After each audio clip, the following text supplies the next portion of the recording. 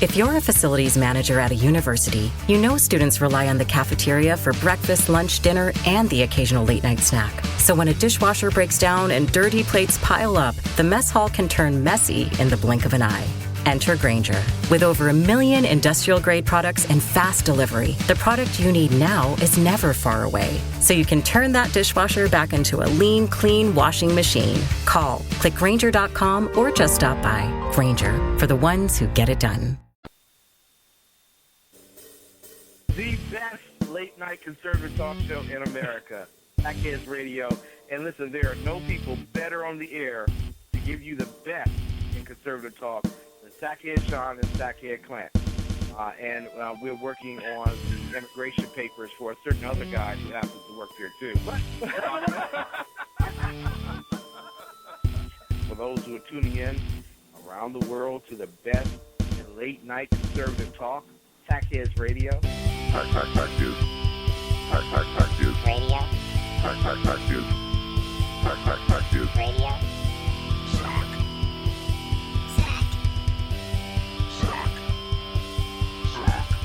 The best late-night conservative talk show in America. In America. Into the silo. And in this web was a large, I'm pretty sure it was the biggest spider I've ever seen. And welcome to the Sackheads Radio Show live on the SHR Media Network. It is the 14th of September, 2016. Can't believe we're halfway through already. That's kind of crazy, isn't it? And it's astounding. Absolutely astounding. Plus, it's so weird. I came in tonight, and I'm driving around, and the first thing, two things I noticed. Number one, it's dark. Yes. Well, for those of you on the right coast, of course it's dark, you moron, you're saying right now. Right. Because it's 11 o'clock. Well, right. Here on the left coast, at 7:15 or so, when I'm driving down here right now, it's actually starting to get dark. So it's actually making the thing about nighttime radio, the best nighttime radio. Yes. Well, actually, honest to God, now it's starting to get dark at night. And the other thing, I don't know if you noticed, and everybody there and chat and whatnot, it's a full moon. Yeah. Well, that could explain a lot of things, really, that's been going on the last few days in politics. And I apologize now for everyone. The funk that I got rid of last week has reared its ugly head, it seems like, the last 2 days. So if I'm a little froggy, that's why. And, of course, there's no Clint tonight. I know. I'm looking over there, and normally you say off to my left is right an empty chair.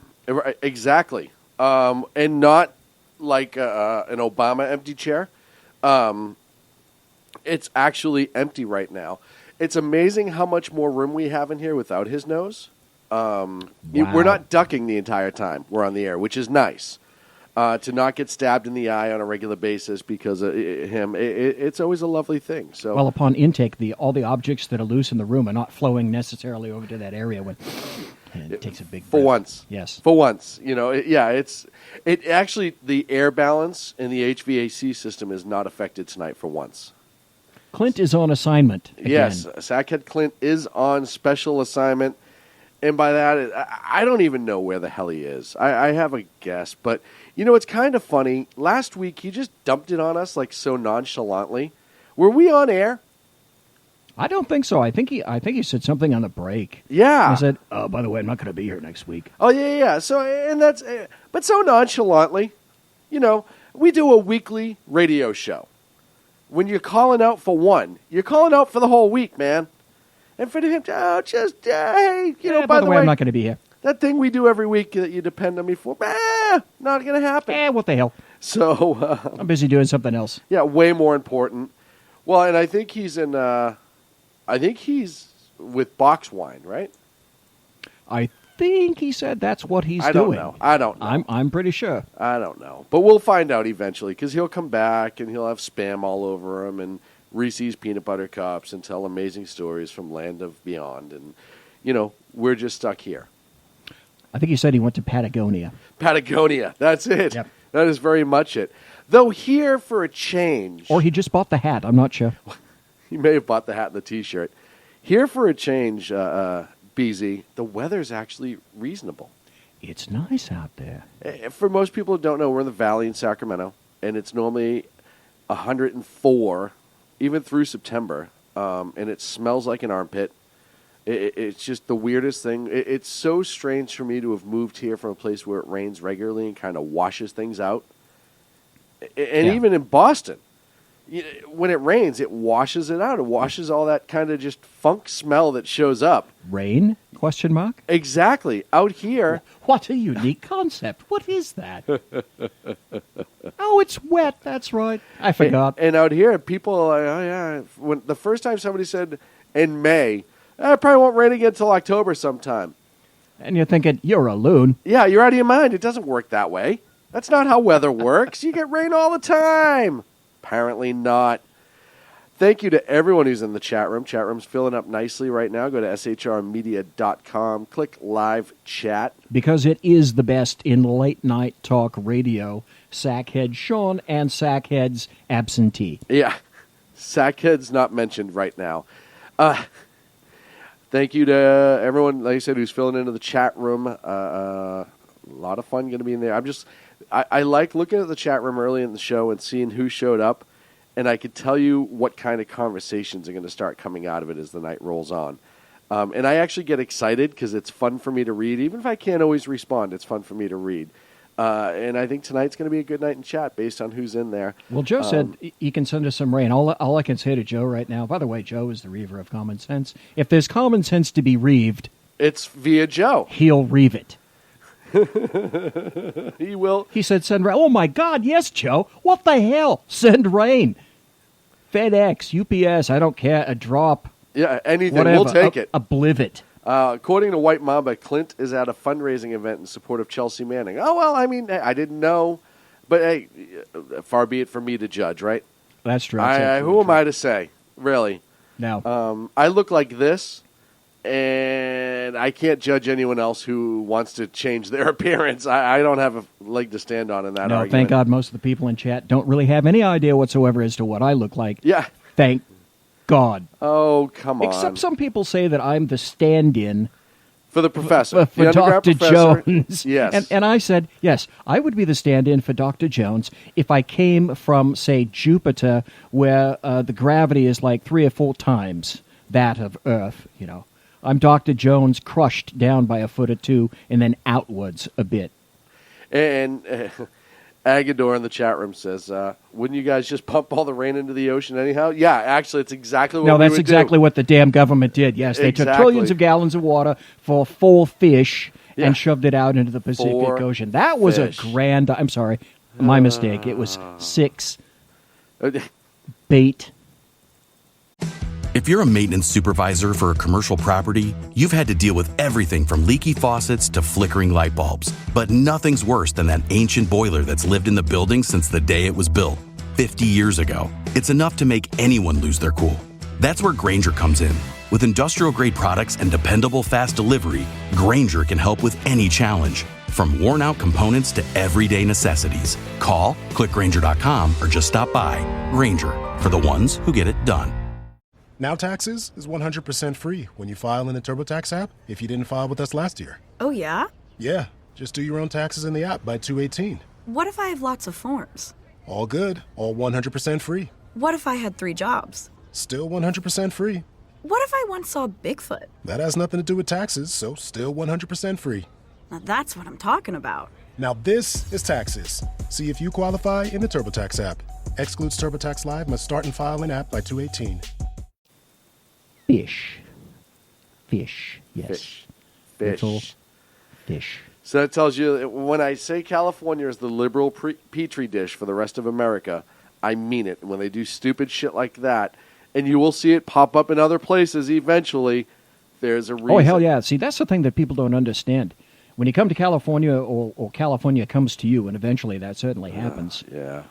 Whatever kind of crazy insanity instigated here in California, it goes. It leaps out of the petri dish. Right out. And it grows like a fungus, baby. It does. There is definitely a California fungus among us, so to speak. Absolutely It's is. like all the people in Idaho and Coeur d'Alene and whatnot. They hate California. I don't blame them. How the hell did Oregon turn liberal? You know what, Well, Mike? I have a pretty damn good idea. All the Everyone from here arseholes moved from up. California went north.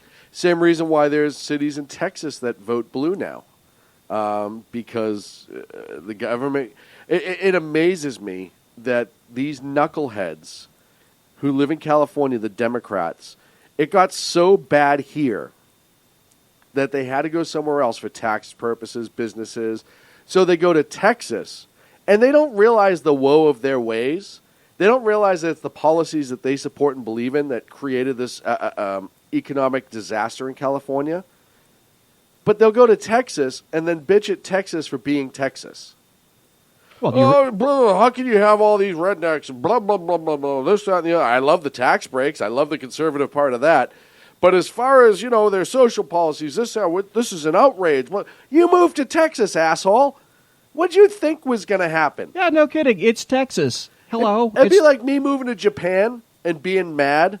Yeah. What are all these people doing here speaking Japanese? Yeah, what the hell, man? Speak Konnichiwa. English, for God's sakes. What the hell is konnichiwa? Nothing. So, it's just absolutely asinine. I loved it when Rick Perry came to California and attempted to steal jobs. Yes. It was Jerry Brown. There was hysterical pants-shiting going on from Governor Brown. How dare you come to California to attempt to poach my businesses, when at the meantime he was doing his level best to make sure that the businesses were fleeing at unprecedented numbers. Yep, absolutely. And they still are. Well, yeah. And not just California. United States of America. All small Ford cars now are going to be made in Mexico. Thank you very much. Hold on a second. I actually think I have a clip regarding that.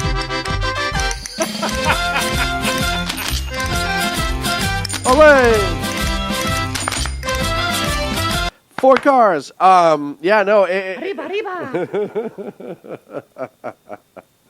It amazes me that we just don't see the problems, or we ignore the cause of this mass exodus for business. And then you wonder why the economy is still growing at such a piss-poor rate in this country. Well, not if you listen to leftists. As far as they're concerned, we are not just on the road to recovery, we are past the road to recovery. Yeah, it's because they're not counting people who have given up looking for work. Right. And they're completely ignorant to the fact of these companies that are moving jobs overseas and out of the country because of the corporate tax rate here. And that directly affects the amount of people that are either on welfare or unemployment or who've completely given up looking, right? And that number never gets shown. They never discuss that number of the people who just say, fuck it, there's no jobs, right? There's no jobs, the hell with it. Well, I'm just going to sit here on the street corner and live off nothing. It's funny, too. You see home prices starting to, inch up again. But nothing's been really changed.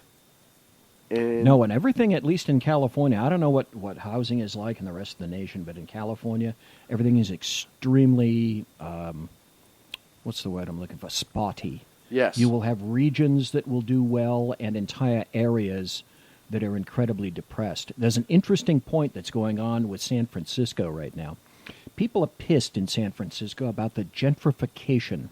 So what that means is that people with a lot of money, people want to live in San Francisco because a lot of the big tech areas and businesses are surrounding San Francisco. Silicon Valley, Google, Yahoo, Cisco, a lot of the other tech environments are very close to San Francisco. So people like to live. If you've never been to San Francisco, and I have a whole bunch of times, I used to live there many years ago when I was stupid enough to think that I wanted to work for a company in San Francisco. But that's another story.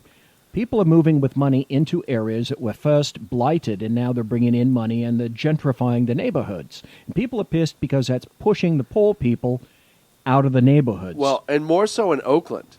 It's happening a lot in Oakland, just across the bay. And now, that was new. I did not hear about that. I'd like to hear about that. Well, and I've seen that expand more than San Francisco itself, because San Francisco has always been an expensive city to live in. Just ask our former producer, Sacco. He'll tell you all about it. But a lot of the locals in Oakland are getting aggravated because of this as well, right? You have these youngish yuppies, if you will. Is that even an acceptable word? Can I say that anymore? I knew exactly what you were saying. who work across in the tech area make a ton of money, but they're getting more for their dollar across the bay in Oakland.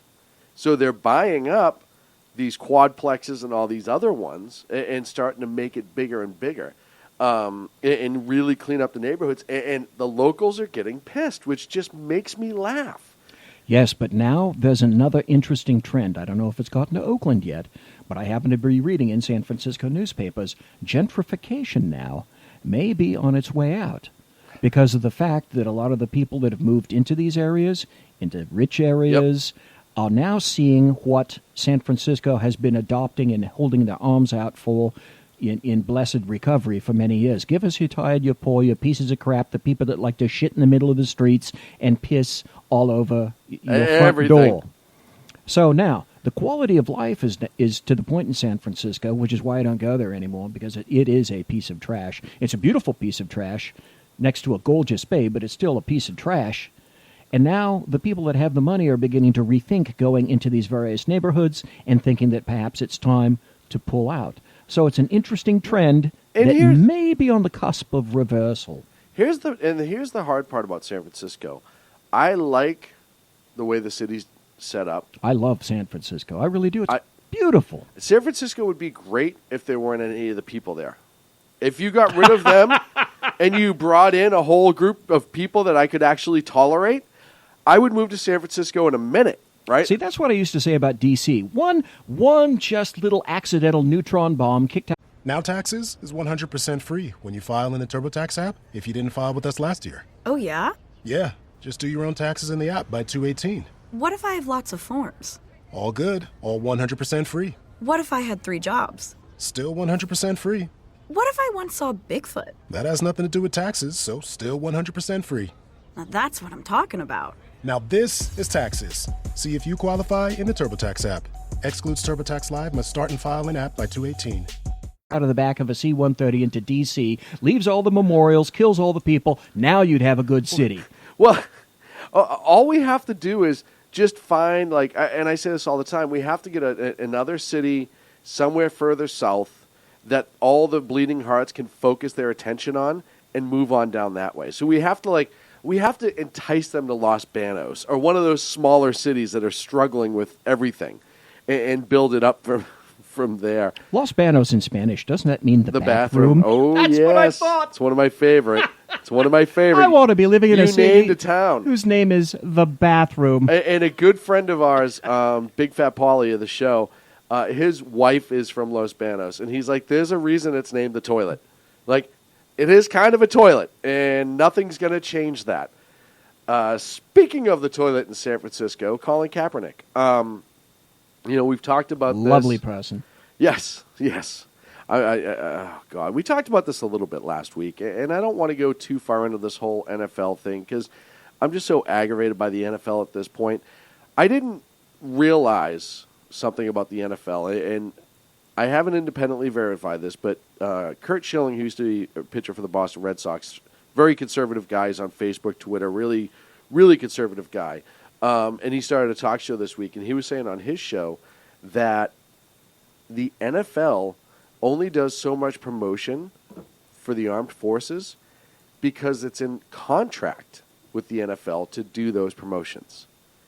So when they have the honor guard come out, or they have all the memorials or whatever that they do to honor the armed forces, either fallen, active, all that other stuff, it's only because the armed forces are paying the NFL almost like an advertising stream. Isn't that crazy? So nice.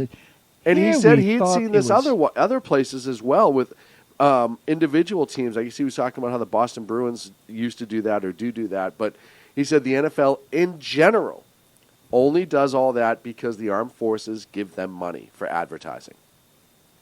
And it really kind of sums up more.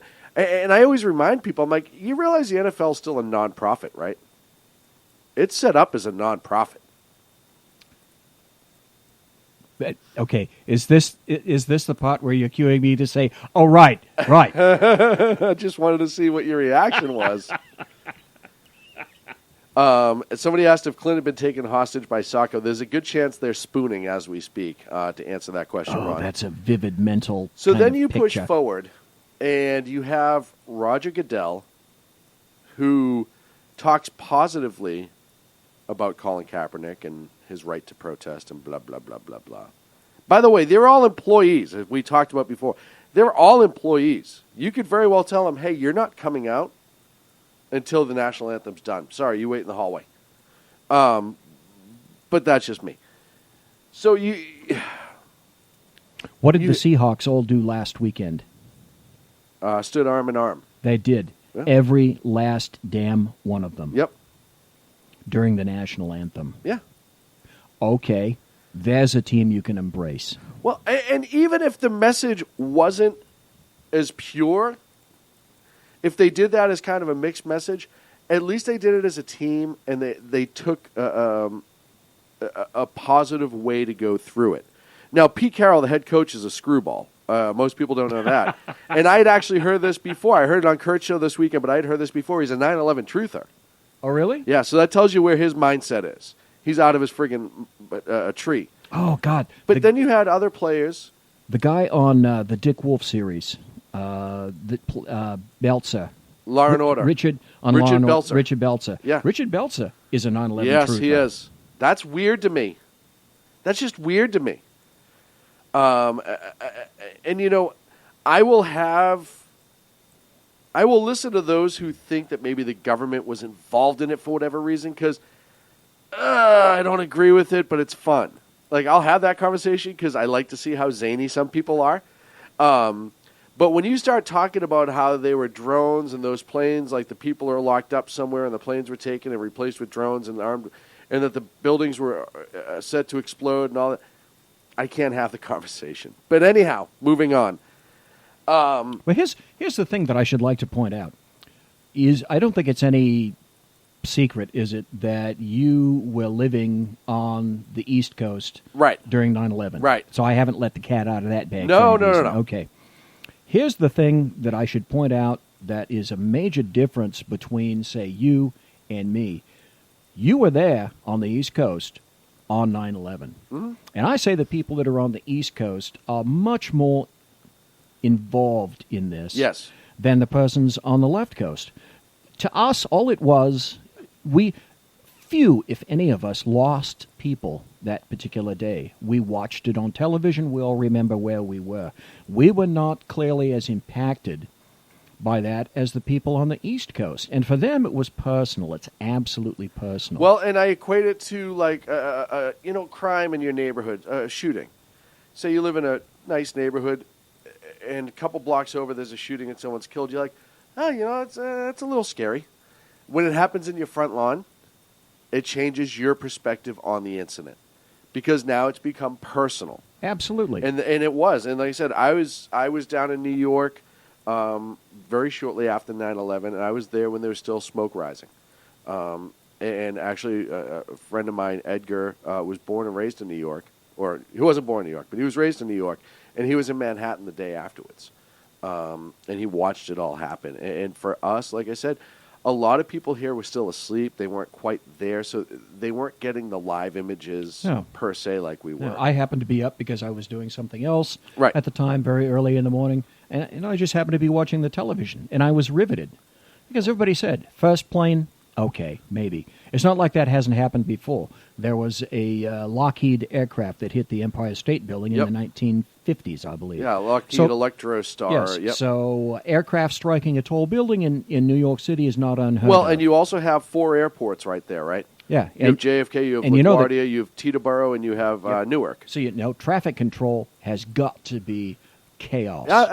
No, it absolutely is. But the moment number 2 hit, that was it. Yeah, well, and I'll tell you right now, and I guess I'll go back and slam the NFL here shortly because I do want to talk about the 9/11 now because we just had the memorial. When that first plane hit, I mentioned the 2 French brothers, the Nadeau brothers, who were filming the documentary with the FDNY. That one of the best documentaries you can ever see. Without a doubt, yes. And they were with Chief Pfeiffer, who was actually the first chief for the FDNY that was in One World Trade. on a different call. They were riding along with him, and as the plane struck, they filmed it. Jumped in the car and started going. You could hear Pfeiffer say to his driver, "It looked like it was targeting the Trade Center," and that was the first plane. And even he, at that point, said it looked like it was targeting the Trade Center. And he says in his radio traffic that it was possibly intentional. So, I mean, that's how obvious that was to those who were there. Right. And if you haven't seen that, and I'm going to pull up the name for it real quick, because I really got to get it out. I'm obviously not getting paid to advertise for this, but I think this is one of the best videos on 9/11 out there. And it's... I saw it a couple of years ago. You're talking about the one with the two French brothers. If I'm not mistaken, it was about, 2 hours long, something like that? 2 hours long. And they used it. It was the one that all the news channels actually showed on the anniversary together. It's called the Filmmakers 9/11. The Filmmakers Commemorative Edition is on, I have it on Amazon. And it's by Jules and Gideon Nodet and James Hanlon, who is a New York City firefighter. He's actually now a director, who set it all up. And they were following the life of a probationary firefighter through his first year, just to kind of see, what it was like. He thought it was a cool documentary. And then obviously 9/11 happened.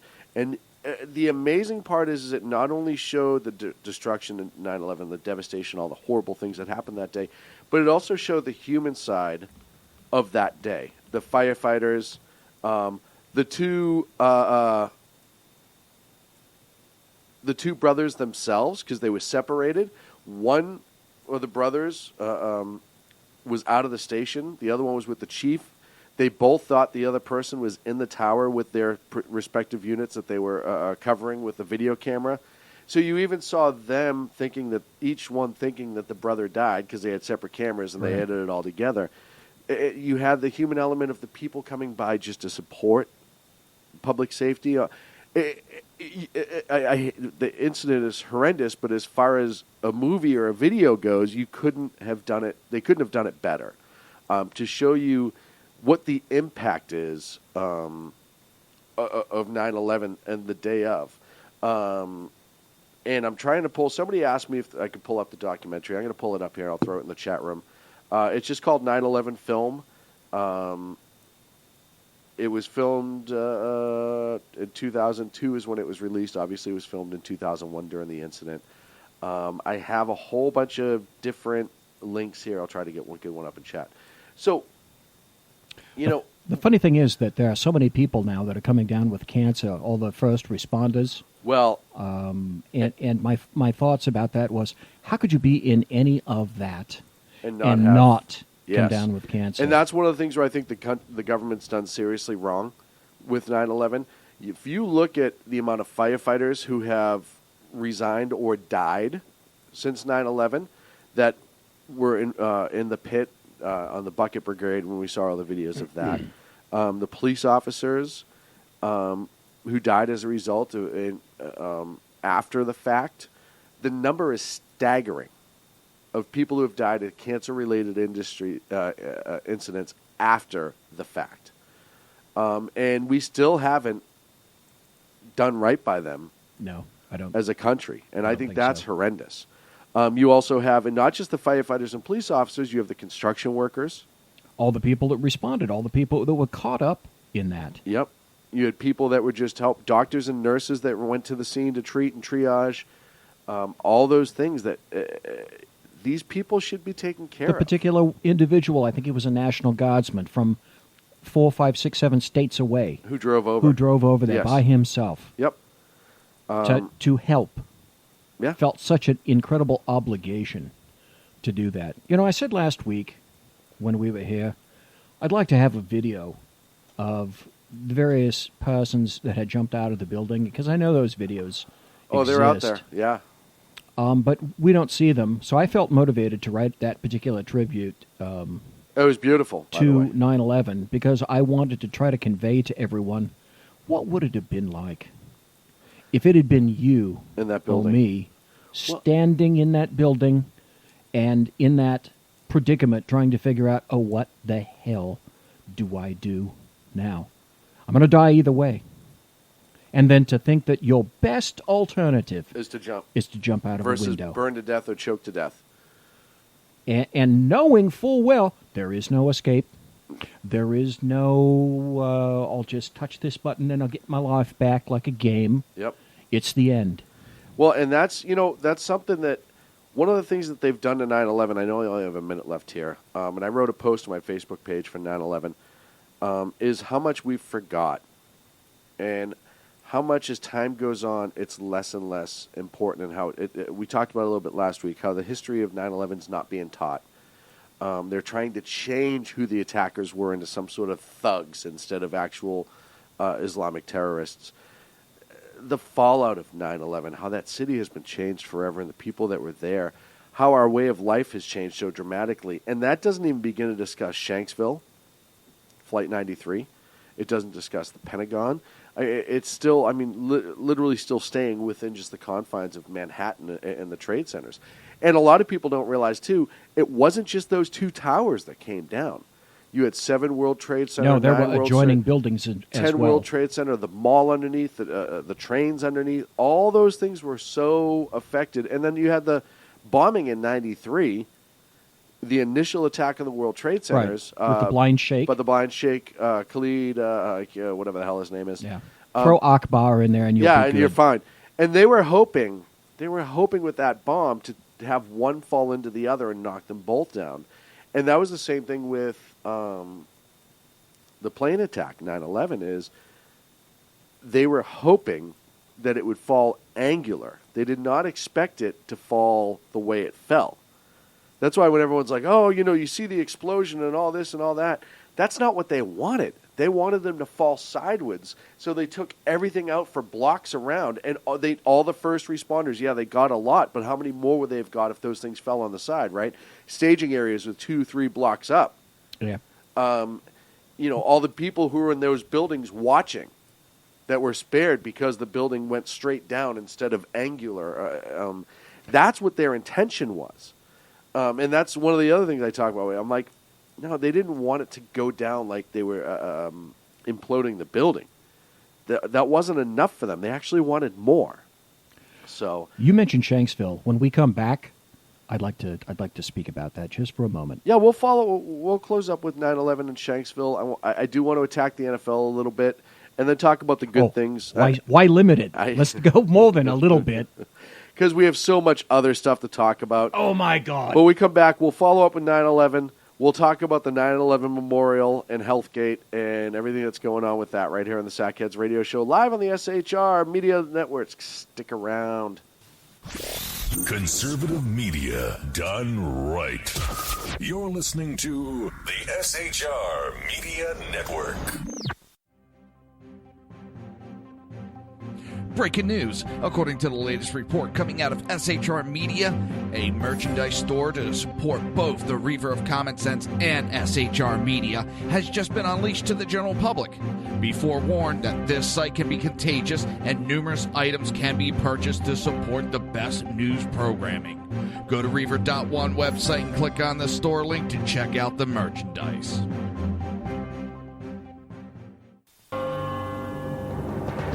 Hello, I'm Matt, a student at Hillsdale College. Here's Hillsdale President Larry Arnn on the continuing relevance of the Constitution.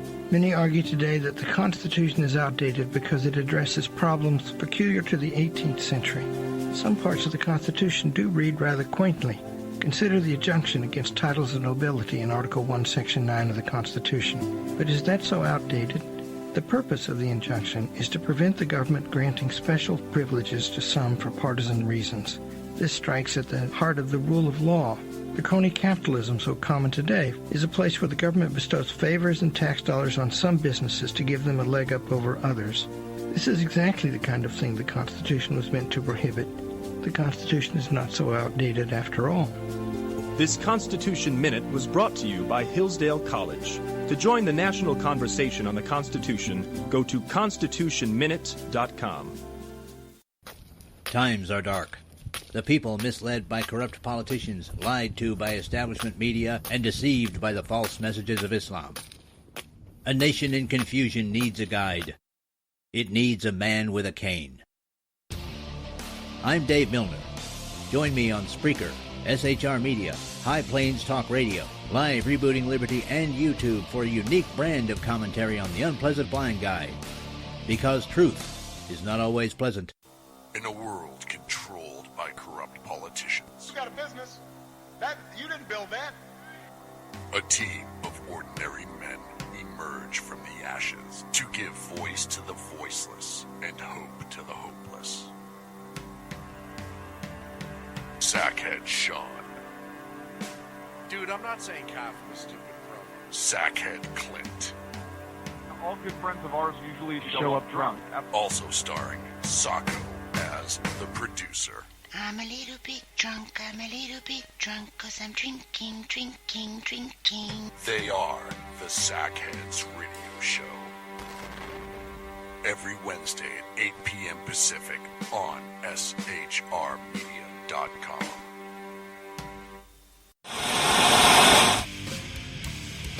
Beware, the Jersey Takeover is here. Every Monday through Friday, 11 a.m. to 1 p.m. Eastern Standard Time. You can catch the Reaver of Common Sense show, hosted by Jersey Joe, right here on shrmedia.com and highplainsdailynews.com. Only Jersey can deliver hell like no one else, so consider this your fair warning.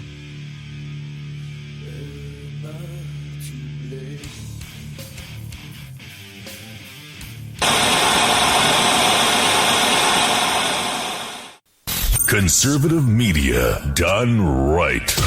You're listening to the SHR Media Network. Can deliver hell. Yeah. Sounds like an intro to a Clint Eastwood movie. And only Shaun can hit the mute button at the right time because I cut half of that off. Welcome back to the Sackheads Radio Show. I'll get better at this eventually. I just don't know when the hell I'm going to. Well, thank God you're here because I don't know how to run that damn thing yet. Yeah, we're working on it. You got a pretty good intro to it in Vegas, but we'll work on it a little bit more. Yeah, I did a little puddly stuff, pushing a few buttons here and a few sliders there, so to speak. A little bit more than that. Give yourself some credit, goddammit. Okay, I won't sit here and allow this. I pushed 2 sliders. Thank God I have my Diet Pepsi right here. Yep. I was on my way over here, and I normally stop at the Taco Bell, and I get, the trash can size, the 40, 55-gallon drum size. Yeah, normally you roll it in on a two-wheeler. Yeah, right, exactly, on a dolly. And there was 75 cars in there, so I couldn't get my Diet Pepsi until I went to the refrigerator. By the way, folks, now I don't know if you guys remember the first time I was here, but I told folks, and Shaun was a little bit upset that I revealed it, but directly behind him, there are a series of 6 monitors, and we're watching all the channels right above Shaun up there. Well, here in the studio. We're a big deal. So it's well equipped here in the studio. And the studio has a bathroom, and it has a refrigerator. So thank God I went to the refrigerator, and I looked in there, and my God, there was a Diet Pepsi calling to me. So I have one with condensation on the outside. It's great. Well, it's one of those things that we take care of our guests. And, it's just how we roll around here. We like to make sure everyone's comfortable and happy. Before we went to break, we were talking 9/11. We were talking about the attacks and just how horrific it is. And you said you wanted to bring up a point. Yes, we're talking about Shanksville. And that was, if I'm not mistaken, Flight 93, the aircraft that went down on that. Yep, United. There were 2, maybe 3 movies and shows that were made about that. And some people said that, that's just bull. That they didn't take over the plane, they didn't reach the cockpit, they didn't do any of those things, blah, blah, blah, blah, blah. And it's just a plane full of people that just happened to go down in some woods. I think, quite frankly, we were this close, the proverbial RCH, close to having that plane not be taken over, not be driven down, and if I'm not mistaken, and you would probably know more than I do about this, was that not the plane, Sir Shaun, that was earmarked for hitting The Capitol. Yes. Or the White House. Yeah, they weren't 100%. There's all these different theories. It's definitely one of the two. And, you know, to the argument to those who don't think that the plane was taken over, we have the phone calls that they were making from the plane in the back of the plane. Yes. They were well aware of what had transpired at the Pentagon and New York. Different family members and messages left have been, hey, we're going to try to take the plane back over, blah, blah, blah, blah, blah. They knew they were supposed to be a weapon, and they did not want to allow that to happen. We know that. The fact that all the other planes met their mark and the pilot in charge of 93 was killed, because we hear the flight tapes from 93 from Cleveland Center calling them. You hear the terrorist accidentally hit the wrong button and transmit over the airplane radio to Cleveland Center. There's a bomb on board, sit down. This is the captain. We're turning back to the field. We know that he had enough training, the terrorist, to keep the plane in the air and use the auto-nav system. And then, at the last minute, make the adjustments based on what the other terrorists did.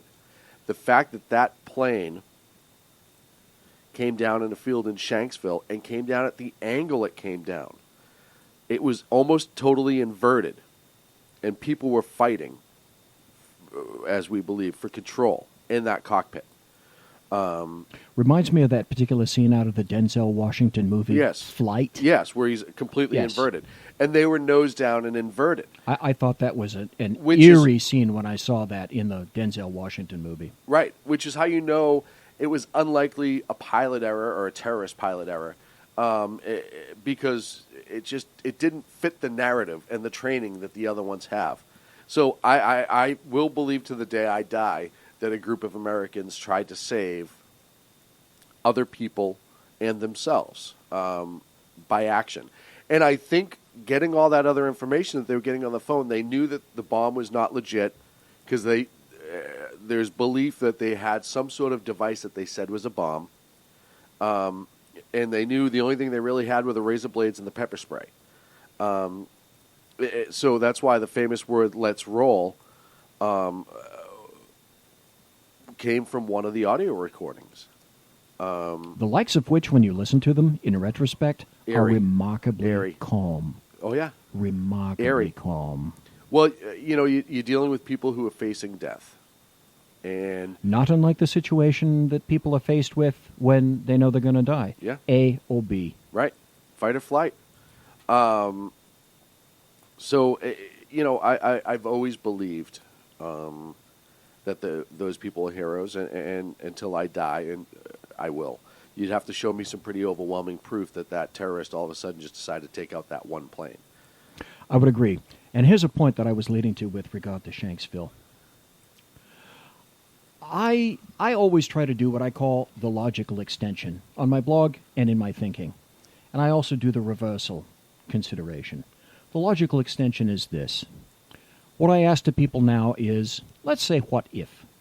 Let's say Flight 93 did in fact impact either the White House or the Capitol. And let's say it's one of the worst case situations where if in fact they hit the Capitol, someone was in session. I throw this out to the listeners right now. We know what happened when that plane went down in Pennsylvania.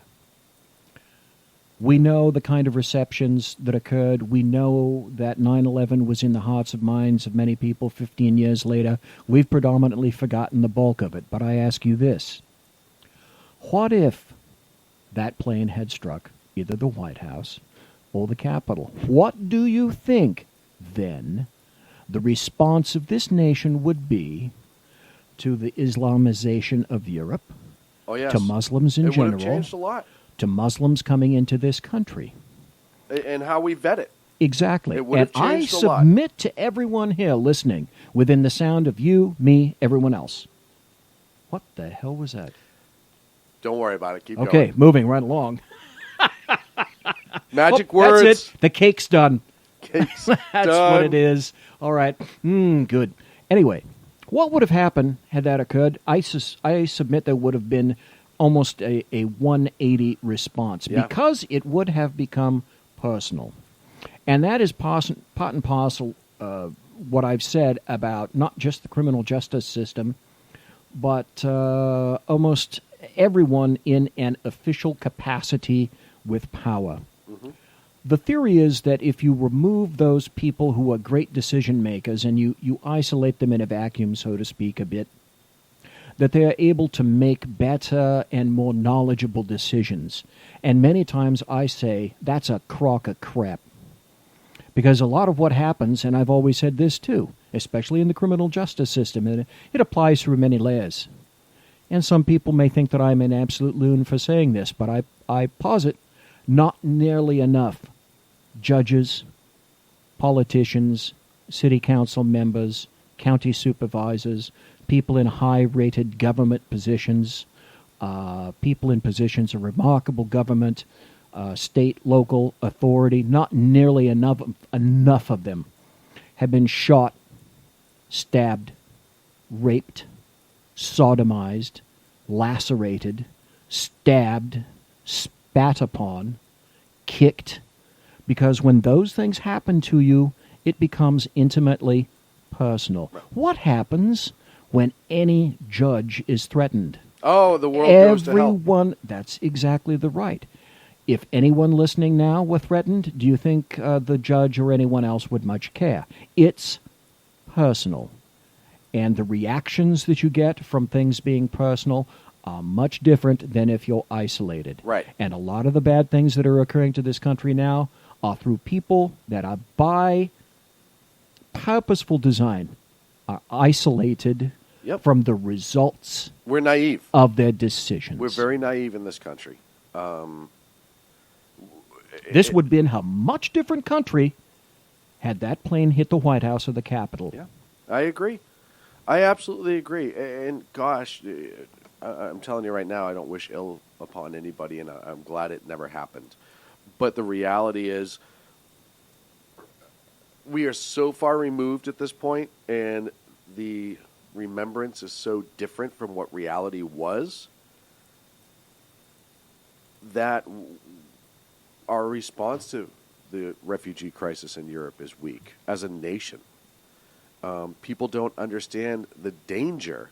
We have historical Alzheimer's. We cannot remember a thing. Yep. And we cannot understand and grasp the significance of what is occurring under our very noses. The same things that Europe is undergoing right now are the same things that Mr. Obama and various We're 10 years leftists out. and Democrats want to try. Right. And they cannot look across the ocean and see that those tactics, those plans, those programs, those idealistic, multi-culty thoughts are disintegrating before everyone else's eyes there in Europe. We're not learning. We don't want to learn. Nope. Everyone thinks that they can do socialism better than the next guy. I always love that. You know, I always love the whole, we just haven't done it right. We just haven't done it right. Yeah, You all the tell times me, it's ladies been and tried. gentlemen, where is it that socialism has worked lovingly? Never. That's right. That's And why. yet you well, have the military. You have blithering, stupid millennial pieces of crap running around with T-shirts with Che Guevara on them. Mao Zedong. Yes. Yeah. Mao hats. I love the Mao hats. Yeah, Mao's little Every red time books. I see some beatnik with a Mao Zedong hat, I just laugh hysterically because it shows you the true ignorance in the system. But I don't want to get off track because we've already we did started get off roll. track, and I seem to have made that Yes, tangent, did and I not? You're just like him. I allowed it to happen, and I shouldn't have. And when I said him, I pointed to Clint's the empty chair. noseless chair. So the other thing that happened this year on the 9/11 memorial is the Hill Dog had to excuse herself early, if you will, from the memorial. Which, when that happened, my phone, why was that? My phone got lit up with people. She left the memorial early. Like, can you believe this? Blah blah blah blah blah. And I actually had stayed up late the night before, and I wasn't quite with it yet. And then by the time I got caught up, the video was already out, and all my friends were sending me the video on one level or another of her collapsing into the van. And there's a couple things when you watch that video I want you to pay attention to. Yes, there are some very significant things that you can look for and see clearly. Yeah. Everyone's talking about the metal thing that fell. It could have been one in a billion things. There's all these Yeah, it hypotheses. looks like it came out of a pant leg. Yeah. I don't know what that was, and I don't think anyone ever really will. But that's not. I don't want people to get distracted by that. I think that's so insignificant to the reality. Couple different things. You could see she's leaning against that post, and she's not leaning against it to relax. No. She's leaning against that because she was already starting to get in trouble, and she knew it. Yes. All of her people around her, her handlers, not Secret Service, but her handlers, were already aware that something was going on. They kind of had that hurry-up look on their face. And when the van pulled up, which you know... And I knew right away, if you know Secret Service at all, you'll realize that with somebody of that high profile, they would not have left planned, and that van had not been there. That van is always sitting there waiting so she doesn't wait outside. Right. And the fact that she had to wait speaks volumes. Right. It shows you how bad things got and how quick things got. Yes, rapid. It wasn't like, hey, keep the van on standby all the time. She's not feeling well. She crashed hard, if you will. As she starts to fall, and people kind of grab her. You know, you have the guy to the left, and then the guy that was walking in front of her kind of turn around. They grabbed her, but did you see how nonchalant everybody was? Almost like, this shit happens all the time. Right? And I was talking to Jersey Joe, who is a medic, firefighter medic. Right, EMT. And even Joe said, hey, that was my career, and if somebody collapsed like that, you still react more exuberantly, right? And it wasn't. It was the weirdest thing in the world, and they just kind of like poured her into the van, which I thought was a little strange too.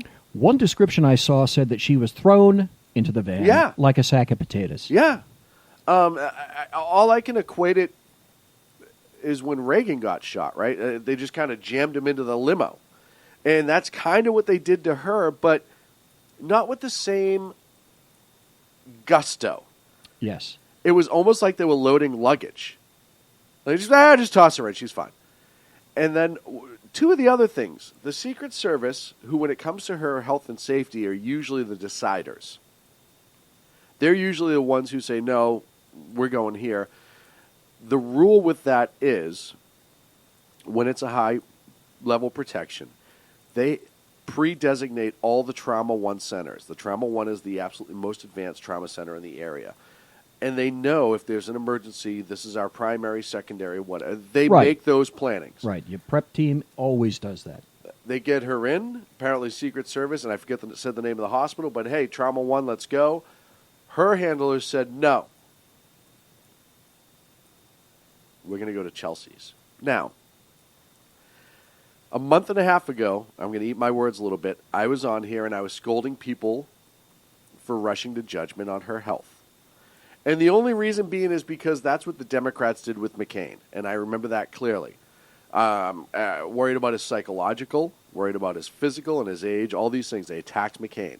And I remember that. McCain released almost 1,200 medical pages. Right. Unprecedented. So as time has progressed, I've begun to believe more and more that there are health issues, obviously, including the big,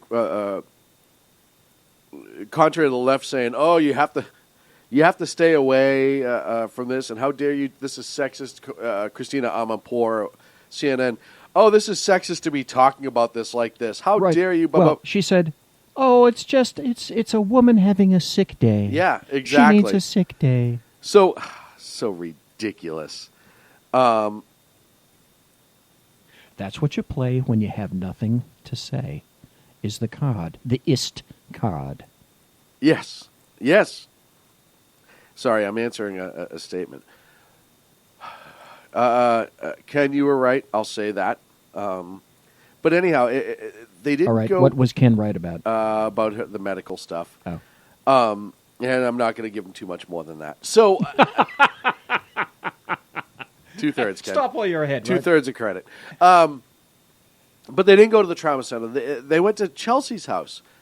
And I said, well, that's weird because in order to treat her for passing out, have oxygen, have all this stuff available, and a doctor nearby, I know that there's one that travels with her, but... Dr. Lisa Bardak Right. is the one that's always in the photos and was with her when she dumped. Well, she's the one who immediately afterwards were doing the hand stresses. Yes. I have a photograph of that as well. That's a neurological test. Yes. But I said, there must have been a setup already at Chelsea's for this contingency. Because they wouldn't have gone there if they didn't think they were able to medically treat her for whatever her ailment was. So it was very, very strange. I know why they stayed away from the hospital, because they don't want her illness to become public. Oh, no. Because then it would have to have been on record of some sort. Right. You don't go to a hospital without being treated and without there being resultant paperwork. That doesn't Absolutely. happen. Absolutely. But there are two interesting points about that. And this may be the tinfoil hat wearer in me coming out. And a lot of things were said. But I just find it interesting to read this, because a lot of the things that are saying, right or wrong, she started that crap going, and she lit that fire by being so secretive. One of the things that I've seen is that particular building, the number of that building, Chelsea's apartment, people were saying theories that was a hospital at one time, and that has medical equipment from that hospital, and that's one of the reasons that No, she I went think it was there. all preset there. I don't think there's... That's an interesting point. But I think you're right, though. I think that... See, here's the other thing. I believe this has been going on since 2008, 2009, and Chelsea knew what was going to go on. Hillary knew what was going to go on. And yes, I suspect that they had all the requisite equipment that they needed. Because her apartment with her husband, that's the entire floor. Yes. They take the entire floor. You can put a lot of medical equipment in an entire floor of that building. Well, and again, it's one of those things that, it was set up. They knew this contingency was there. And then they went down this pneumonia route, which is funny to me because, I've actually had pneumonia a couple times. Not a lovely thing, but a truth, back in the day.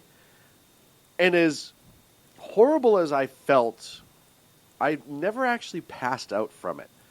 No, but older people do die Yes. from pneumonia. Yes. And its complications. But I also know when I had pneumonia, guess where I was?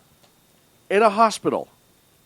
Because the doctors want to monitor you 24/7 because the potential to have something catastrophic to your cardiopulmonary system You're very weak and you're susceptible. is incredible, right? So, and then if it doesn't even get stranger than the whole let's go to Chelsea's, she pops out an hour and a half later, 2 hours later.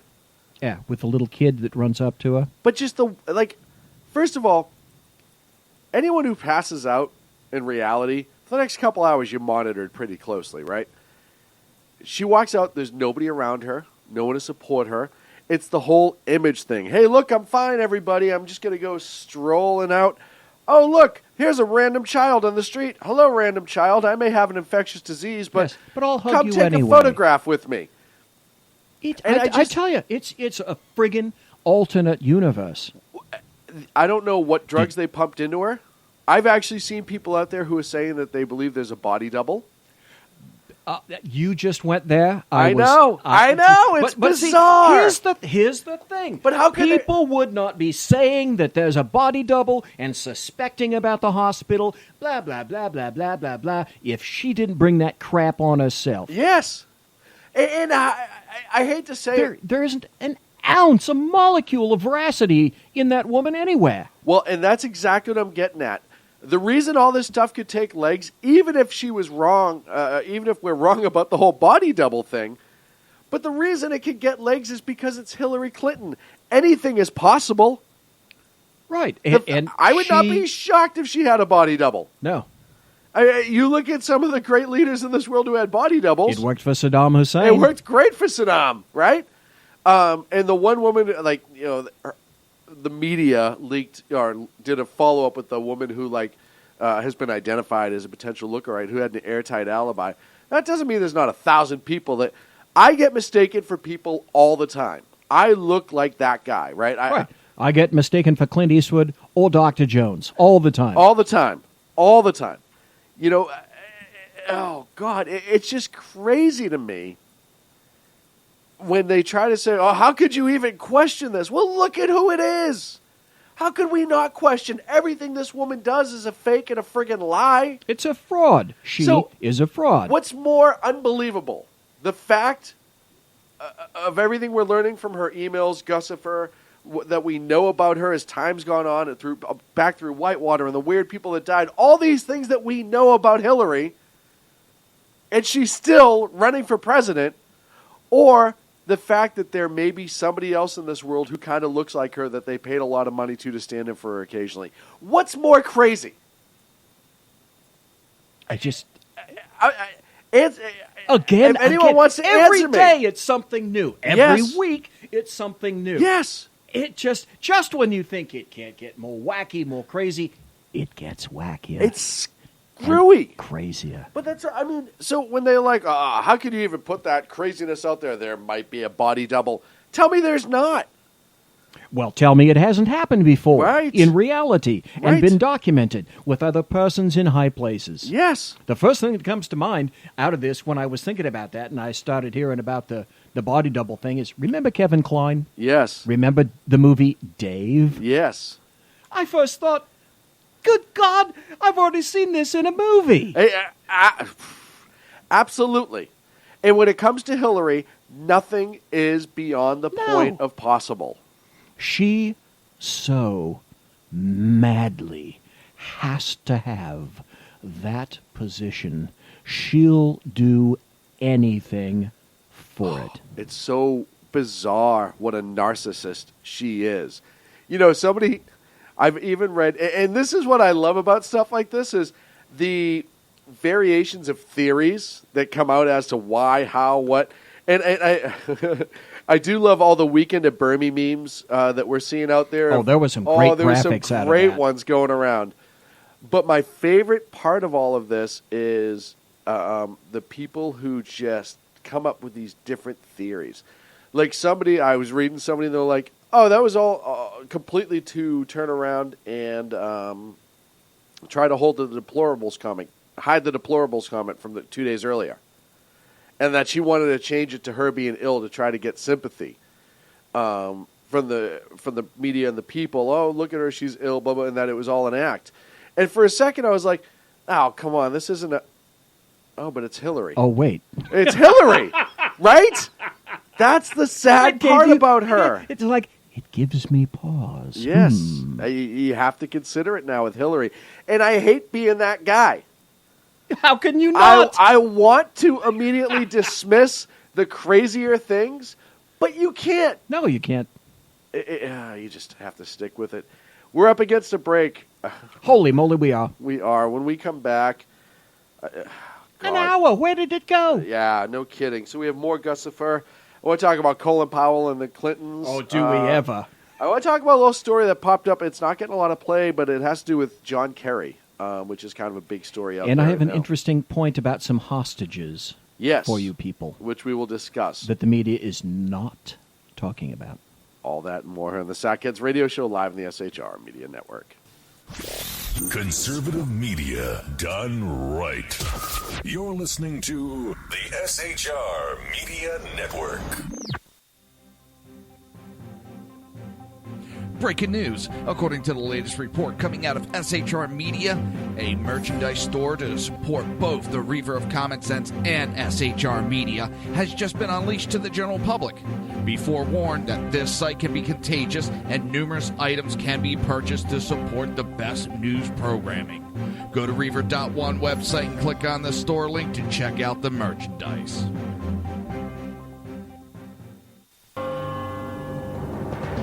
Hello, I'm Matt, a student at Hillsdale College. Here's Hillsdale President Larry Arnn on the continuing relevance of the Constitution. Many argue today that the Constitution is outdated because it addresses problems peculiar to the 18th century. Some parts of the Constitution do read rather quaintly. Consider the injunction against titles of nobility in Article 1, Section 9 of the Constitution. But is that so outdated? The purpose of the injunction is to prevent the government granting special privileges to some for partisan reasons. This strikes at the heart of the rule of law.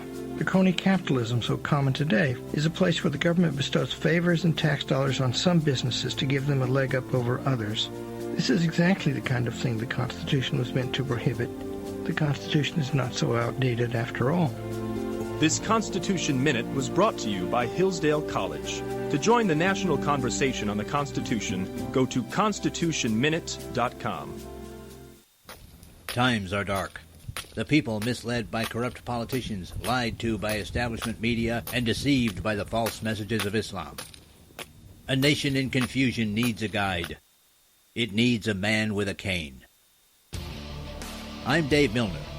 Join me on Spreaker, SHR Media, High Plains Talk Radio, Live Rebooting Liberty, and YouTube for a unique brand of commentary on the unpleasant blind guide.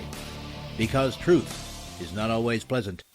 In a world controlled by corrupt politicians, You got a business. You didn't build that. a team of ordinary men emerge from the ashes to give voice to the voiceless and hope to the hopeless. Sackhead Shaun. Dude, I'm not saying Kyle was stupid, bro. Sackhead Clint. All good friends of ours usually show up drunk. Also starring Sacco as the producer. I'm a little bit drunk, 'cause I'm drinking. They are the Sackheads Radio Show. Every Wednesday at 8 p.m. Pacific on shrmedia.com.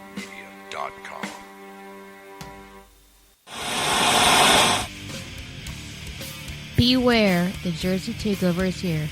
Every Monday through Friday, 11 a.m. to 1 p.m. Eastern Standard Time.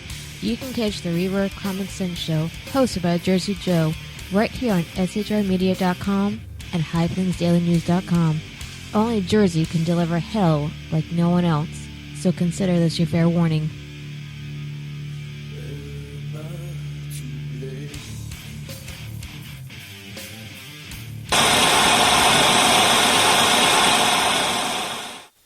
Conservative media done right.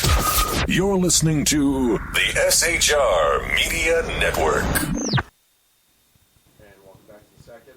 Live on the SHR Media Network. And welcome back to the Sackheads Radio Show, live and direct on the SHR Media Network, conservative media. Ouch.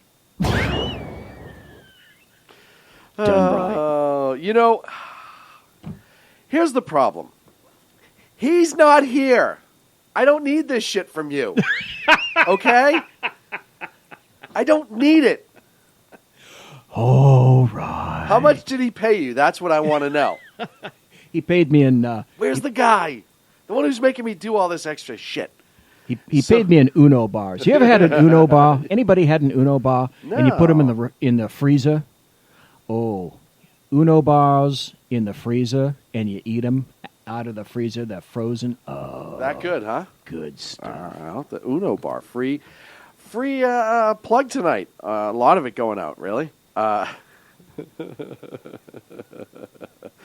So Ken's in the chat room saying, quote, I am the exceptional conservative Monday through Friday here, 6 on the West Coast, 9 on the East Coast. He is an amazing host. Love his show. But he's saying, I am at peace now and he's ready to see Jesus because he said I was right. Now, couple things about this. You're going to quantify that. Yes. He says he's at peace. If you know Ken, that means he probably wants a piece of cake or something like that. Number 2, he said, I'm ready to see.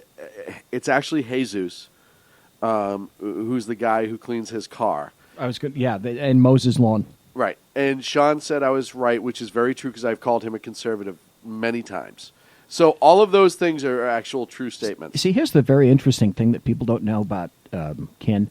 He lives in D.C., and I think he's sort of wants to portray himself as a man of the people. Oh, yes. But what they don't know is he lives in a mansion on Embassy Huge. Row, right next to the Russian embassy. Huge. And if you look at the top of his roof, it has as many dishes and towers and radio transmitters as the Russian embassy itself. So what I'm saying, I think, is that Ken pretty much knows everything. Oh, yeah. No, he's dialed in. All the stuff about Colin Powell, Ken knew last week. Well, actually, most people don't know is back in the day, Ken was advising Colin Powell.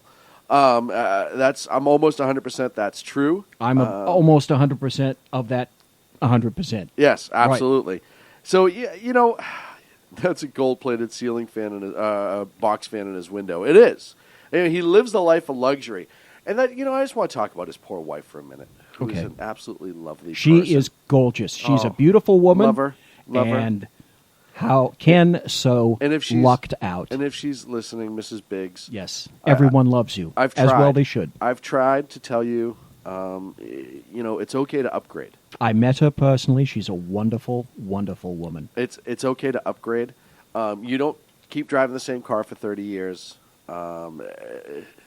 Just saying. Just think about it. If your computer starts running a little slow, what do? You go and upgrade it. And anyone who's listening right now who thinks I'm being a complete jerk to Ken knows that I love him to death. I love his clock stopped at 9:19. His clock. God. Oh, man, I love him to death. He's an amazing human being, and we're very, very glad that he is a friend of ours. So, the second best newsman of the business, Dan Butcher's trying to send me some wonderful breaking news stories that I'll get to in a minute because they're always entertaining, and he always finds a good one. I want to talk about the Guccifer hacks 2.0 and what has come out this week. Does it ever stop being amazing? I don't know how else to put this, right? It's extraordinary. Like I said last week, this is a target-rich environment. That it is the proverbial gift that just keeps on giving. It is. Not quite in the way that Hillary It's like the Clinton Jelly of the Month Club envisioned. Because there are 2 emails that came out that I would love to tell everybody about in a bit. They are so wonderful. Yeah. Oh man, I get so excited when I read that another one drops. But I want to talk specifically about the Colin Powell ones because I think it's very, very telling. Because even Colin Powell doesn't want any part of the Hill Dog. There's a great meme going around right now that shows a picture of Colin Powell. It says, "For the record, I'm not suicidal. I do not sleep on my back with a pillow in my face, and I am heart healthy." So that's how you know the internet understands the risk that Colin Powell's in right now. And it's just, oh, God. The first one about his email essentially saying, "Hey, I've told her not to drag me into this. Right. And I've told HRC's people time and again not to contact me." Right. So what does she do? She blames it on the black man. Yes! Now, don't get me wrong. I don't agree with Colin Powell on a lot of things. No, but he's a bleeding leftist many times. Right. I still love him. But he's mostly honest. I think for the most part he is. I believe he is. But I also think he just wants to be left out of this shit. He doesn't want... Yes. He just wants to be left out. There's some quotes on some emails, if you have some time, that I'd like to read. I'd love some. If you're ready to go. Yes, let's go. All right. In one particular email, he said, I told you about the gig I lost at a university because she, meaning Hillary Clinton, so overcharged them that they came under heat and couldn't charge any fees for a while. I should send her a bill. What that meant is that she charged the universities that she speaks at so much money that she removes all the fees for anybody else. And yet those people spoke about that. It's funny because I was looking at a lot of the articles today and how various news outlets crafted the headlines out of these. And NBC News, the headline was, "Colin Powell calls Trump a national disgrace." That was one email. Yes. One of them. USA Today, Colin Powell calls Trump national disgrace in hacked emails. Yes. New York Times, Colin Powell in hacked email calls Trump national disgrace. But here's the email that just, it's like you took a pike and you ran it right through both of the Clintons. This one is worth its weight in gold. I would rather not have to vote for her, although she is a friend I respect. A 70-year-old person with a long track record, unbridled ambition, greedy, and transformational. This is the best part. With a husband still dicking bimbos at home. Yes! Yes! Yes! That's glorious. That is absolutely unbridled. That's lovely. That's in, and of course this part too. Somebody mentioned this already in the chat room. Oh, I love this. I can't leave this part. You know what? If I could retitle the show, I would title this "Dicking Bimbos at Home." Oh, this is great. The July 26, 2014 email came just days after the Post. It's the New York Post they're referring to, which Powell appears to cite.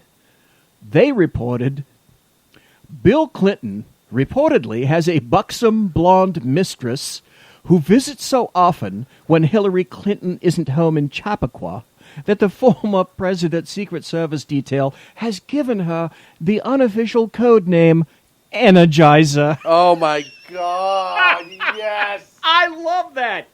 That's right out of a movie. That's absolutely out of a movie.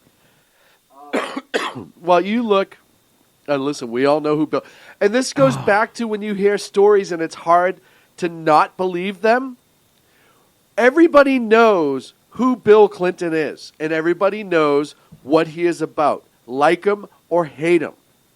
But why are we shocked by this? And again, it goes back to the Clintons being the Clintons.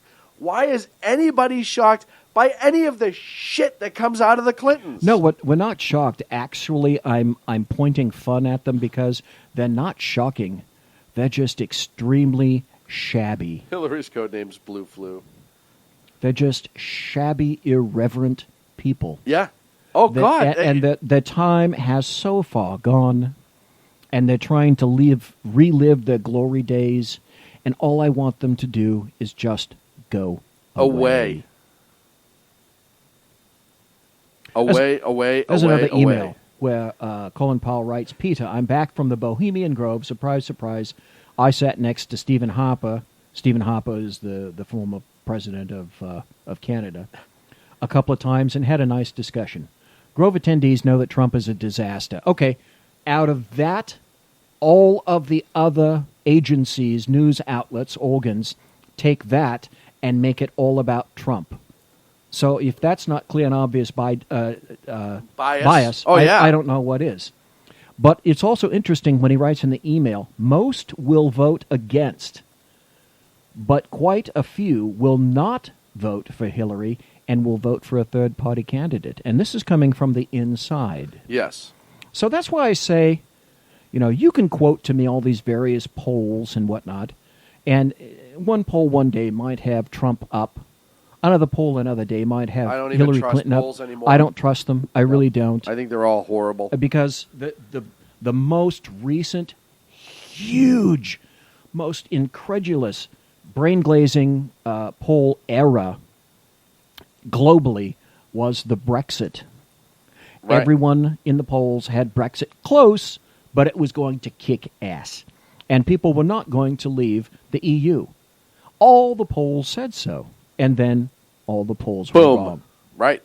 And you look at, you just look at the numbers right now, and if there is been any accuracy in them, you have Trump starting to go ahead in Florida. What was the other one? Nevada. He's starting to pull ahead again. Yeah. I always say with polls, I don't believe them until like the last set, like 2 days before.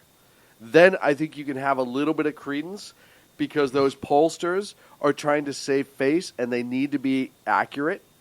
So they actually do it the right way. Bill does trust the polls, poll dancers, to answer Ron in the chat room. And then, that was the other thing, too, is going back to her illness. I just want to circle it back real quick because Ron brought something up. And Bill comes out today, and maybe he was speaking about Energizer 1. I don't know. and said, "Oh, she has the flu." Right, it's not the pneumonia. Right, it's not the pneumonia, it's the Wait, flu. I know what it is. It's a song. Right. You know what song? It's the Rockin' Pneumonia and the Boogie Woogie Flu. Yeah. At this point, but it shows you how inconsistent they are. Because usually with something like that, everyone gets the memo, right? Hey. Yeah, this is our talking point. Stick to it. Right. And Bill, like I said, maybe he was talking about Energizer. I wasn't quite sure where I was going to go with that. Maybe he was calling her a flu. I don't. She's just like a flu, you know. She gets in you, and you can't get her out. You know, when you lose the New Yorker magazine, and you lose CNN, and you lose other people, there's some wonderful quotes that I'm going to give right now. One particular Clinton ally said that she is a, quote, self-inflicted fucking nightmare. Yes. I love that quote because that's absolutely true. Then David Axelrod, who, if there's anybody that's Who's in the Clinton camp and is a leftist and is a dyed-in-the-wool Democrat, it's David Axelrod, said in Twitter, in a tweet, antibiotics can take care of pneumonia. What's the cure for an unhealthy penchant for privacy that repeatedly creates unnecessary problems? Well, there is no pill for that. Thanks for pointing out the obvious, David Axelrod. See, the funny thing is Hillary wants it both ways. Oh, yes. And she can't get it both ways. Well, and then you had, you know... If she blamed her email memory issue on some kind of a neurological condition, you know, she said, I can't recall 39 times to the FBI, then doesn't that, in fact, make the health of Hillary Clinton a serious an issue? Opened that door. She did. Absolutely. If she opens the door, she must expect people are going to walk through. You can't have it both ways. Exactly. Hillary Clinton. You Exactly. can't. And now, sticking with emails, her little assistant ended up on the Hill. Did you have any other quotes? I'm sorry. No, that's fine. Those were my absolute two favorite. No, you know what? The bimbo comment's my favorite. I think that is... Dicking Bimbos. Isn't that a garage band? Yeah. The Dicking Bimbos. Dicking Bimbos. Playing here tonight. Pick your favorite club. One time only, the Dicking Bimbos. You can't write this. We had the man who set up Hillary Clinton's server. Gosh, was this Monday or yesterday? I want to say it was Monday. Ended up on the Hill to be talk to the House about what happened with the server. Now, is he the one that retained immunity? Yes. That's an issue. Yes.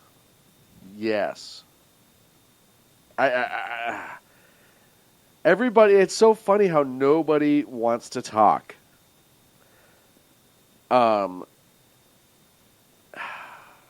He pled the Fifth, and he's done this once before too. But he's pled the Fifth through everything, and they offered him immunity to testify, and he's still pleading the Fifth. That tells you something. That tells you how afraid this guy is of Hill Dog and what she has. Think about that for a second. If it comes out now and he gets indicted, or there's some sort of criminality that's found that he did, that plea deal goes away, right? He's going to get charged because he did not choose to take the immunity. Well, it's like we talked about last week. Clinton was pointing it out. You know, why not go after that guy? He's the bird in the hand if you're not going to get Hillary. Right. But here he is. He says no to the immunity, pleads the Fifth, opens that door that he could end up in jail someday. However, it tells you the reach that the Clintons have.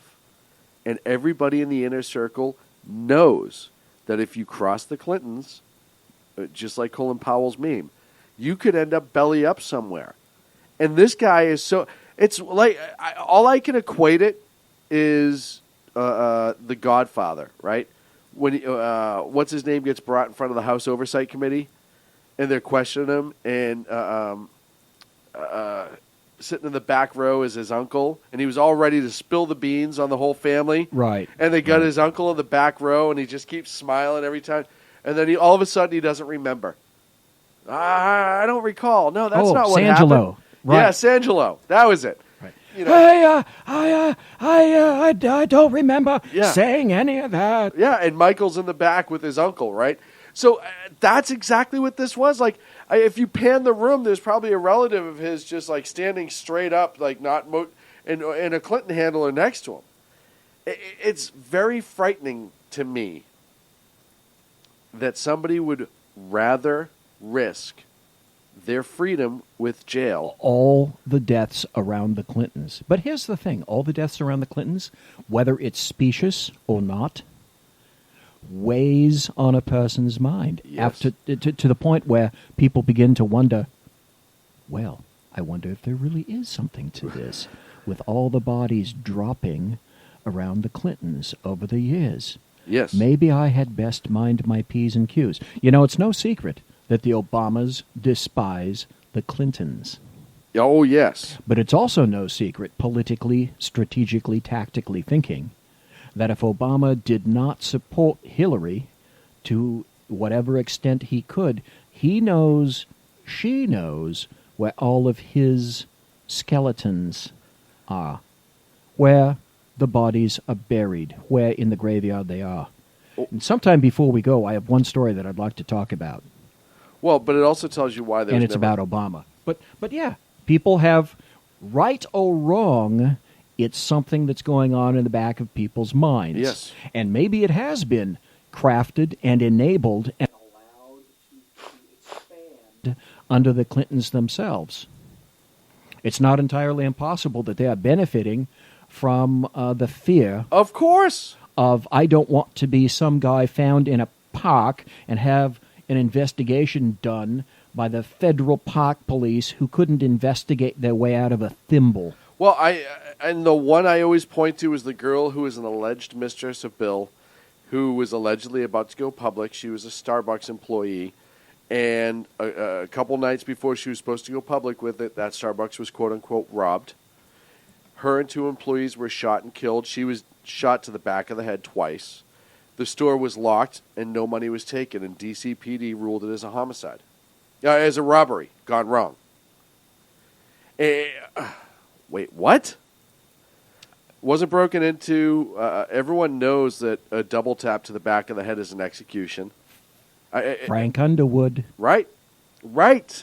So you start to have to ask these questions, and if you get into business with them, like this guy, don't get me wrong, in a way I feel for this guy, because I'm sure he wasn't like, hey, Mrs. Clinton, you want a server in your basement? I'll take care of it for you. I'm sure he was just some IT guy at the State Department. They were like, hey, you need to go do this now. Okay. And now he's stuck in the middle. Yeah, and he made some money. Well, yeah, sure, he made some money on the side, but at what cost? He wasn't a government employee. Right. He wasn't screened. He wasn't backgrounded. He had nothing to do with security. All of that. And didn't know anything about security. All of that's a problem. But I'm just talking about the situation that he ended up in. Oh, right. You know, how do you say no? Yeah. Good luck being him and trying to extricate yourself out of that. Right. What do you do? You know, it's almost like the mob showing up and go, hey, you know, a lot of windows get broken around here. But if you pay us to watch your shop, the windows won't get paid. You don't have a choice. When the State Department comes to you or the Clintons come to you and go, hey, I need you to set the server up in this house. Yes, you could back out of it, but at what cost? You know, what skeletons does this guy have in his closet? Or maybe his other family members that work for the State Department. Who knows? And he just, okay, a couple $100 and I'll do it. So now he's to the point where he's like, I could either testify against them and get immunity, or I could just plead the fifth. Is that an omen of things to come? So as we're sitting in studio talking about the Hill Dog, we need to explain that. Yeah. So something just happened, ladies and gentlemen. We were. That's astounding. And I will tweet it. I will tweet the pictures. Follow me at Edge of Liberty on Twitter if you want to get. Lord. So when we were in Vegas, At one of the events at Freedom Fest, they were giving out these fake Hillary heads, fake Trump heads, and Gary Johnson heads, right? Oversized, eyes cut out. People could wear them like masks. We got a couple to bring back to the studio. We had them put up on the wall with pins. So Johnson fell early. Johnson fell last week, and I haven't been able to get him back up. And that joke is not a joke. That's the reality. It's just there's something to do with the signage. Trump was directly under Hillary. As we're having this conversation, yes. I kid you not, the Trump mask goes sailing off the wall onto the floor. And who's the only person left on that wall? Hillary. Hillary Clinton. And I'm going to tweet it at Edge of Liberty. That is absolutely hysterical. That's... And just so you know, I tell everyone, we're not that talented to be able to make that happen. No. We couldn't write that. No, I wish I had video rolling of that. It's like, just as we're talking about Hillary Clinton, there she is. She got another one. She got another one. Only woman standing. Only woman. There can only be one. Two men and a woman enter, one woman leaves. There can only be one.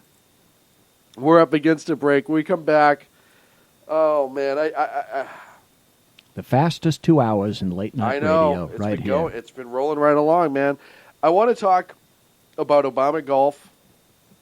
I want to talk about... that's the one that I want to talk about. Yes, Obama golf. And there's a story about... It has not received the media play that I believe it should. I agree. And there's also a story out there about Kerry that I want to get to, too, because Frankenstein's fallen under the radar, and this is kind of a big story, I think. So it definitely worth listening to right here on the Sackheads Radio Show live in the SHR Media Network. Don't go away. Conservative media done right. You're listening to the SHR Media Network. Breaking news. According to the latest report coming out of SHR Media, a merchandise store to support both the Reaver of Common Sense and SHR Media has just been unleashed to the general public. Be forewarned that this site can be contagious and numerous items can be purchased to support the best news programming. Go to Reaver.one website and click on the store link to check out the merchandise.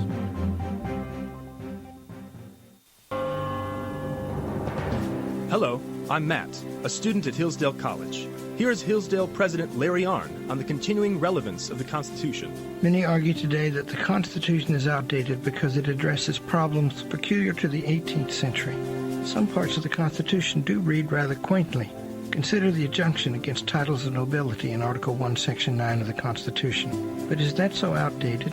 The purpose of the injunction is to prevent the government granting special privileges to some for partisan reasons.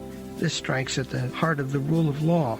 The crony capitalism so common today is a place where the government bestows favors and tax dollars on some businesses to give them a leg up over others. This is exactly the kind of thing the Constitution was meant to prohibit. The Constitution is not so outdated after all. This Constitution Minute was brought to you by Hillsdale College. To join the national conversation on the Constitution, go to constitutionminute.com. Times are dark. The people misled by corrupt politicians, lied to by establishment media, and deceived by the false messages of Islam. A nation in confusion needs a guide. It needs a man with a cane. I'm Dave Milner. Join me on Spreaker, SHR Media, High Plains Talk Radio, Live Rebooting Liberty, and YouTube for a unique brand of commentary on the unpleasant blind guide. Because truth is not always pleasant. In a world controlled by corrupt politicians. You got a business. You didn't build that. A team of ordinary men emerge from the ashes to give voice to the voiceless and hope to the hopeless. Sackhead Shaun. Dude, I'm not saying coffee was stupid, bro.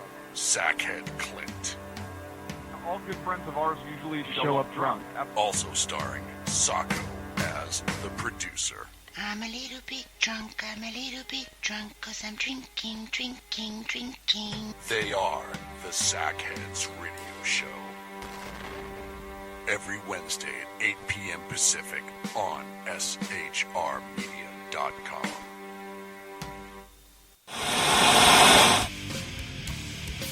Beware, the Jersey Takeover is here. Every Monday through Friday, 11 a.m. to 1 p.m. Eastern Standard Time. You can catch the Reverb Common Sense Show, hosted by Jersey Joe, right here on shrmedia.com and highplainsdailynews.com. Only Jersey can deliver hell like no one else, so consider this your fair warning.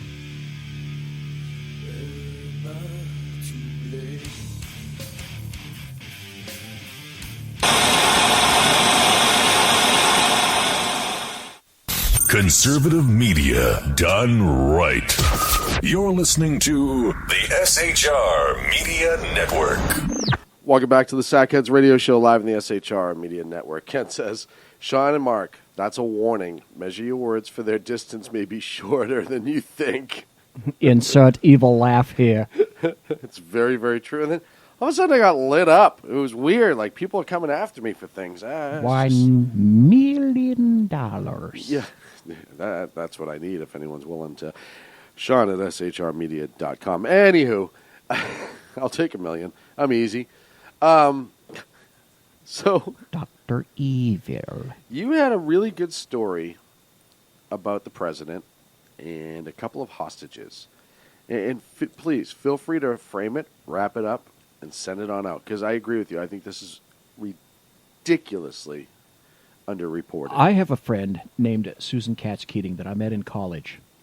And she went on to be a reporter. She's written for tons and tons of publications. People, Time, New York Times, Soldier of Fortune, People Magazine, just a number of places. She had an article that came out, I believe, on the 8th. It said hostage rescue was aborted while Obama vacationed. And what happened was this. There were some hostages taken. A U.S. Spec Ops team was entering eastern Afghanistan, and they were awaiting final mission approval from President Obama while they were speeding toward the particular objective. And as they got close to the target, which was some sort of a makeshift prison-type compound, they were ordered to stand down. Does that not sound familiar? The president, who was vacationing on the island of Martha's Vineyard in Massachusetts...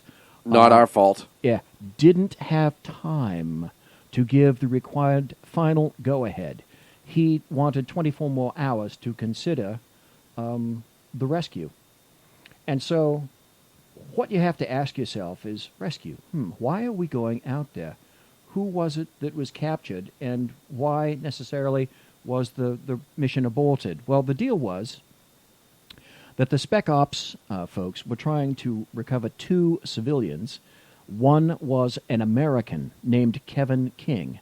The other one was an Australian named Timothy Weeks. And they were kidnapped August 7th. Ladies and gentlemen, that's last month in Afghanistan. So this is not a story that's a year old. This is a story that's fresh. The kidnapped men, they were English teachers at the American University in Kabul.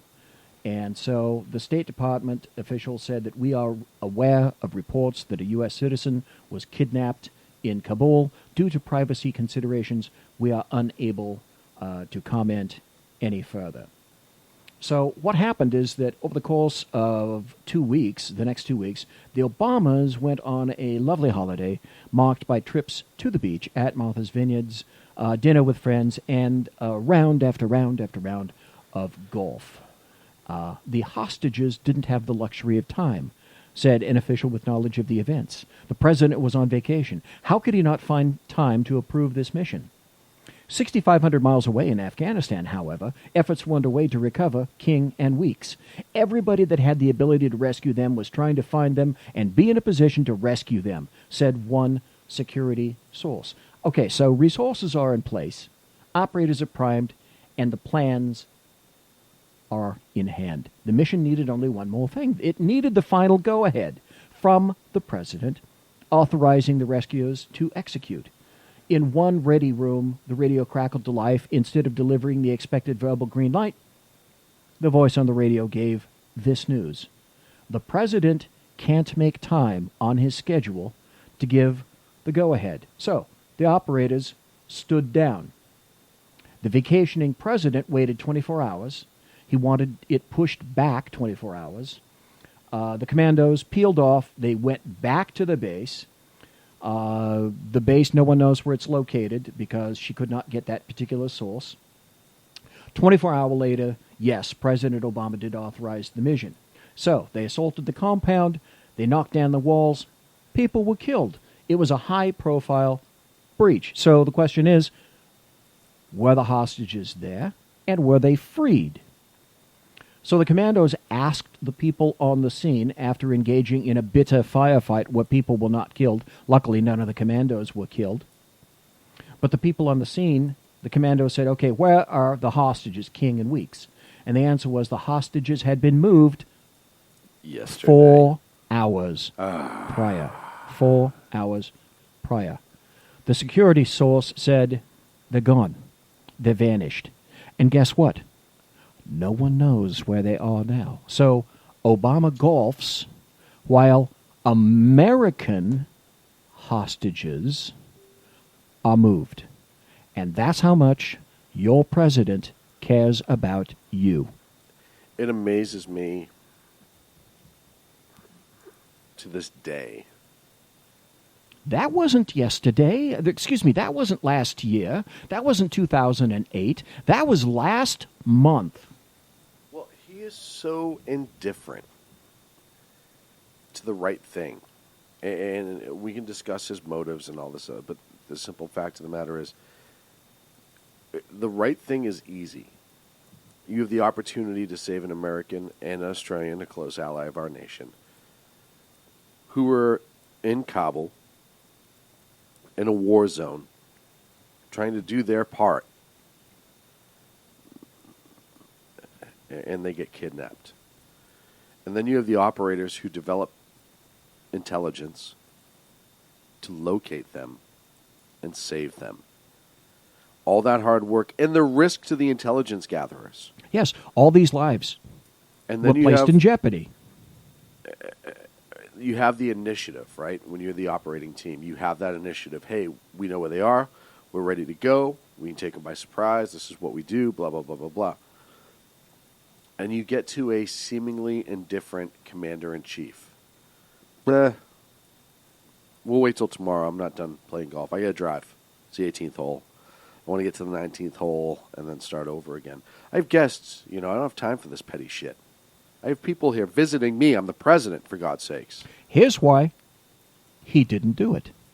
What political hay could he have made out of this? In other words, Obama and Clinton only act when it's in their best interest. Now, what political hay or best interest could have been pulled out of this particular, at this point in his career, what could he have made out of it? Except that somehow he allowed an American to be captured. Right. So, because he could not make anything out of this, no political hay, it got placed on the back burner on ignore mode. Yes.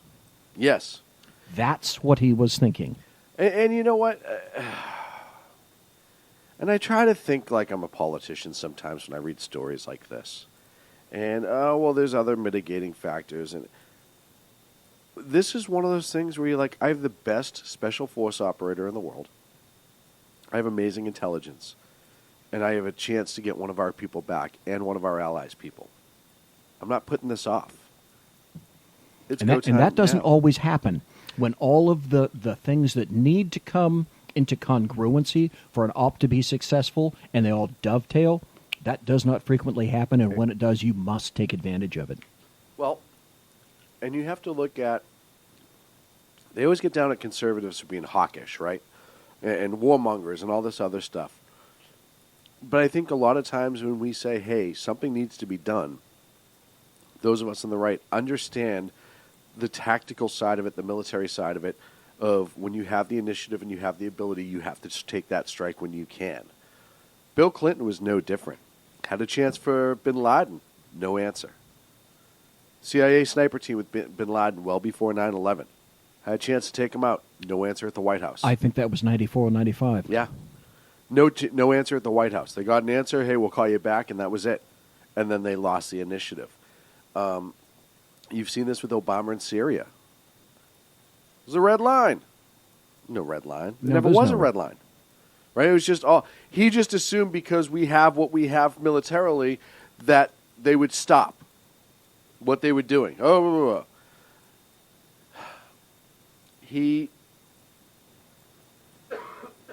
apologize. I understand when people say he hates Americans. There are times that but this isn't even warmongering. This is a chance, like he did with bin Laden. This is a chance to say, how can you say that I don't look at, I gave this order. I remember bin Laden, how quick he was to take all the credit for that. He loved throwing that out there. The media loved it too. Oh, he's the president that got bin Laden. And I said, and Clint and I had an argument about this when that happened on the show. He's like, hey, you know what? I give him credit. He gave the order and they got him. And I said, I don't give him shit. I said, any president would have to say yes to that order. Yes, it's the Ken McClinton stopped clock syndrome. Yes. You had to say yes. You had to be, anyone would have been right. So I don't give him credit. No, it doesn't take, it's not pat on the back time for doing the obvious. He's a legacy guy, right? If it came out, he's so worried about his legacy. If it came out that he didn't take the shot when he had it, it would destroy his legacy. Dave is right in chat when he says Obama thinks that we deserve everything that we get. Yeah. Obama, I believe, thinks that the United States needs to be knocked down a peg or two, and he's just the guy to do it. Right. Has no problem doing it. I agree to a point. Again, when it comes to Obama and stuff like this, I look at it like the Clintons. We have so much evidence that anything can be underhanded and possible.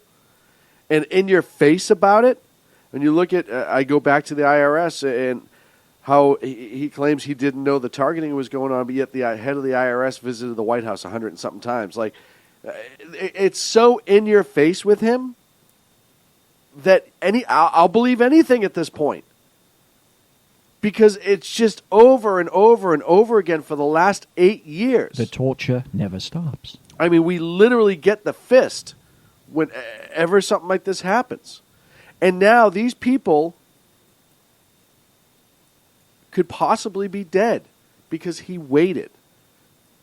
And it's... Well, see, what happens in this, in the so hostage friggin' situation in the pissed Middle off. East, there are so many separate elements that are vying for hostages. So when you have a hostage and they're taken and you actually find somebody, he ought to know, and people should be telling him and advising him, that it's a golden opportunity if you have it, take it, because if they're not taken and rescued immediately, these people get sold... Oh, yeah. To the person that will pay the most. highest. Oh, yeah, no. They and you don't know who those are. And, They could be Pashtun. Those guys could be in Pakistan. They could be back in Syria. You have no idea who wants to pay for those guys. Yep. It's crazy. And crazy. through how many hands they will go and how many places they will see. And he friggin' blew it. At the Yes. end of the day, he blew it. I'd like to make one final comment, and then it's getting close. Of course. I know we need to go to your story next about John Kerry, because I want to hear what you have to say about that. My final comment about that is this, and I would like to see if people agree in the chat, and you yourself, Shaun. I think leftists, Democrats, progressives, etc., whatever name you wish to apply, I think they have absolutely no concept of how humans react. Value. Of human nature. There's no value to human life. It's not even a value of human life. They don't understand how people think. They don't believe that China, Putin, that they are bullies. They are bullies. And it's no more complicated than when you are faced with a bully, you stand up to a bully. I agree to that to a point. I think it's such a bubble effect life. Yeah, just like I was pointing out, they're isolated, completely isolated. I think it's one of those things and they do it, and that is quite purposeful. I agree. I agree. It's intentional ignorance. And I also, and I wouldn't even call it ignorance at this point. It's just intentional. But I also think that they believe they're trash. And in their head, I wouldn't do something like that. Why would somebody else do that? They don't... They're ignorant of human nature. They don't think that people can not think the way they do. Right. Which is why they think socialism will work. because we've talked about this with socialism before. If every person involved in that socialism country, whatever, then yes, in theory, it could work. But as soon as one person says, not doing it, it's done. Not the totalitarian side. I'm just talking about socialism economy, right? You won't grow anything. You won't have the capitalistic grow and that opportunity for things to get bigger. But if you take that quote-unquote perfect society where everybody does their fair share and pays, et cetera, which will never happen, in theory, it could work. And for whom does socialism benefit the leaders. the most? The leaders. Oh, we all know that. Yeah. I'm just talking about the simple act of socialism, as silly as that sounds. But the theory behind it, if everyone does their fair share, then we will all succeed together, is kind of how they sell it. And if that was 100% true, if you could get every person in that economy to do it, as soon as one falls off, it's done. You know, what's happening right now in Britain, in the UK with NHS? It's tanking. Of course it's tanking. Of course it is. We knew this. Economists have been... none of that's a shock. And everyone refers to the UK, to Canada, as having wonderful medical programs that we must emulate. Right. And it just doesn't work. That's the reality. It doesn't work. And even if it did work 100% effective, all you get is meager. You don't get anything outside of meager unless you are in control. But the average person, it's just meager. Like I said, socialism, even when they have money coming in, look at Venezuela. We can talk about this time and again. Still a massive failure. But I want to move on to John Kerry. Yes, let's hear about John... Secretary Frankenstein. Friggin' Kerry. John friggin' Kerry. A report came out in the Daily Caller a couple days ago that more than $9 million in state Department of State cash has been funneled via the Peace Corps to a nonprofit organization started and run by his daughter. I want to rephrase that again, or repeat that rather. $9 million in State Department money, he is the Secretary of State, has been funneled through the Peace Corps. Oh, that's weird. When you funnel something through another entity, it's kind of like you don't want it to come back to the original. Oh, whatever. And then through a nonprofit started and run by Secretary of State John Kerry's daughter, according to documents obtained by the Daily Caller. See, the department... That's not even original. Not even, right? The Department of State funded a Peace Corps programs created by Dr. Vanessa Kerry and officials from both and other officials from both agencies. The Peace Corps then awarded the money without any competition to a nonprofit Kerry created for that program. Initially, the Peace Corps awarded Kerry's group, now called Seed Global Health, a 3-year contract worth $2 million of State Department money. Her father was then the chairman of the Senate Committee on Foreign Relations, which oversees both the State Department and Peace Corps. Seed Global then secured, a 4-year extension in 2015, again without competition. This time the Peace Corps gave the nonprofit $6.4 million, provided by the Department of State, while John Kerry was the head, being the Secretary of State.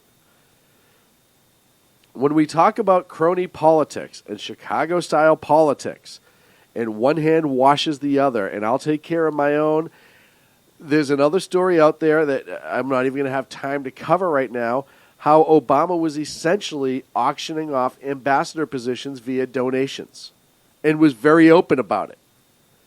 Kerry, another one, funneling all this money to his daughter. Well, if not her, then who? Exactly. Hey, what the hell? Charity begins Here's at home. the best part. She's a Heinz. She doesn't need any money. They're worth a boatload of cash. And yet, still, this theory of, I'm going to get my kid a job, so I'll just have him make this fake foundation and then put all this government money into it so she seems important, and that way when she runs for office later, she has this under her belt. And I guarantee you she's going to run for office later and use this her time as CEO of the Seeds Company or whatever it was, as part of her leadership skills. And it's a $9.4 million political project is all it is. And when you're being, listen, if she started this and there was a competitive bidding with 50 other companies and hers was legitimately the best, okay. But when there's zero competition and you're just getting the friggin' check, and I would love to see the audit of this nonprofit on what she spent that money on for travel, business, all that other stuff. Because even though she has an ass ton of money, you know they paid for everything. Oh, audit, perish the thought. Yeah. It's just...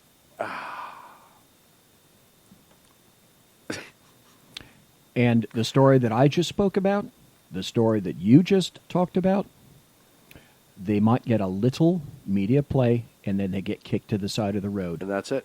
And then that's what the media pushes is Colin Powell says Trump is a disgrace, and that Amanpour says that every woman deserves a sick day.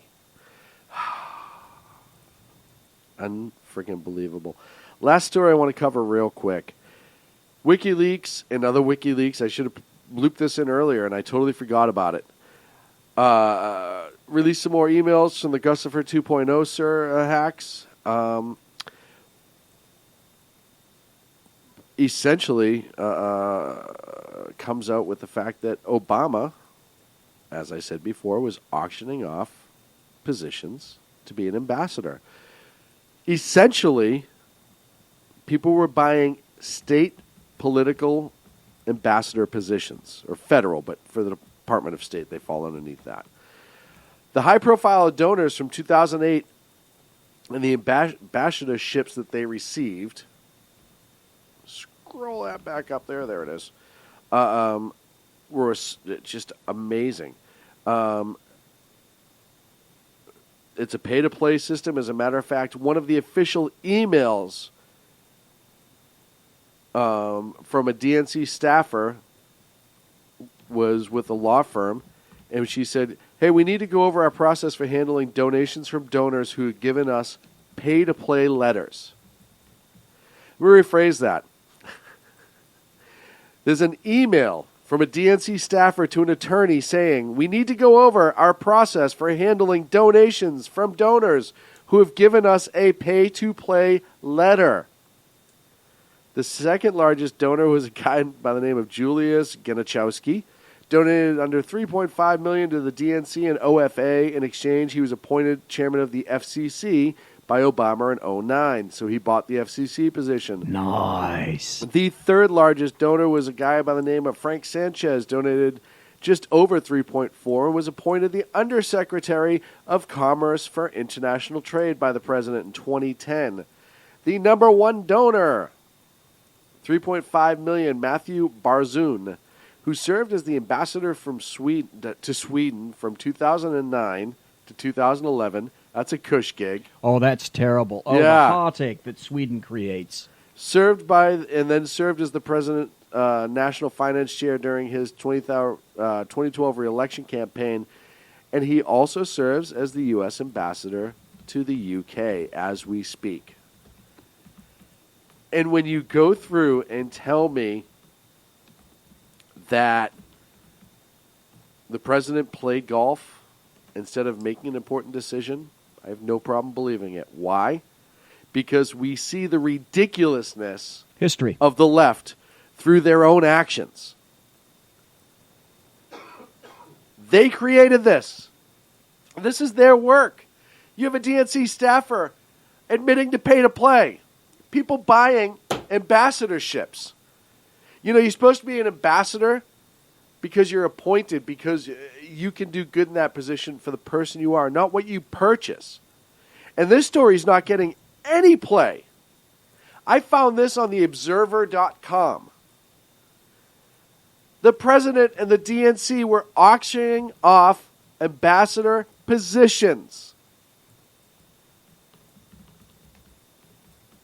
It's funny to me how a president who had such little concern for an ambassador in Benghazi, but had a lot of concern about ambassadorships as long as he was getting paid.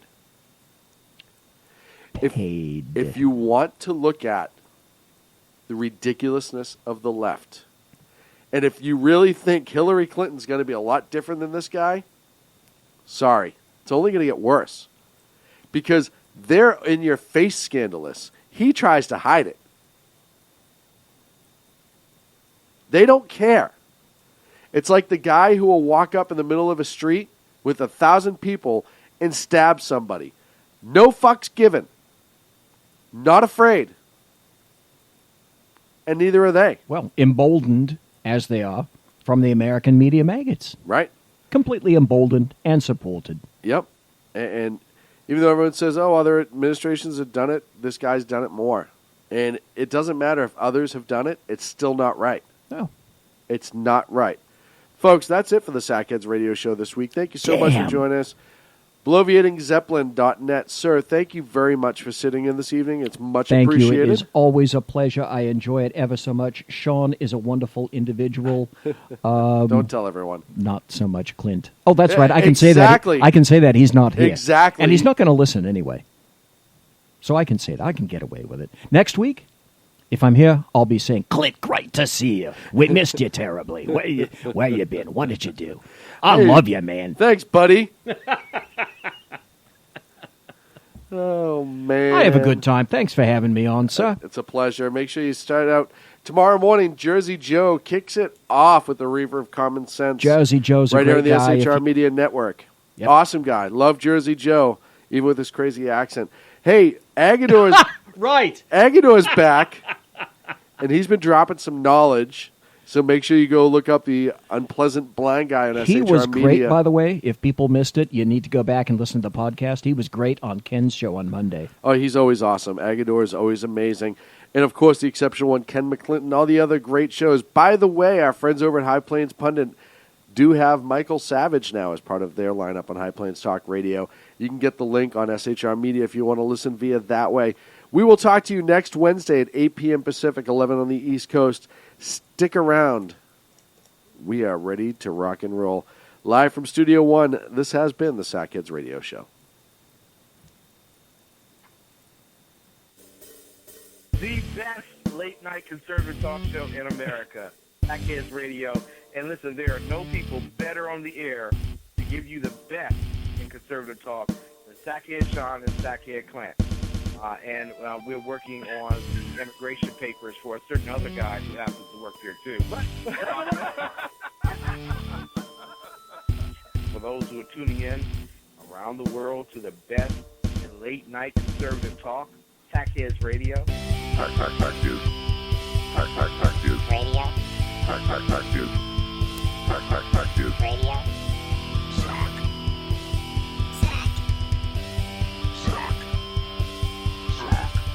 The best late-night conservative talk show in America. In America. In America.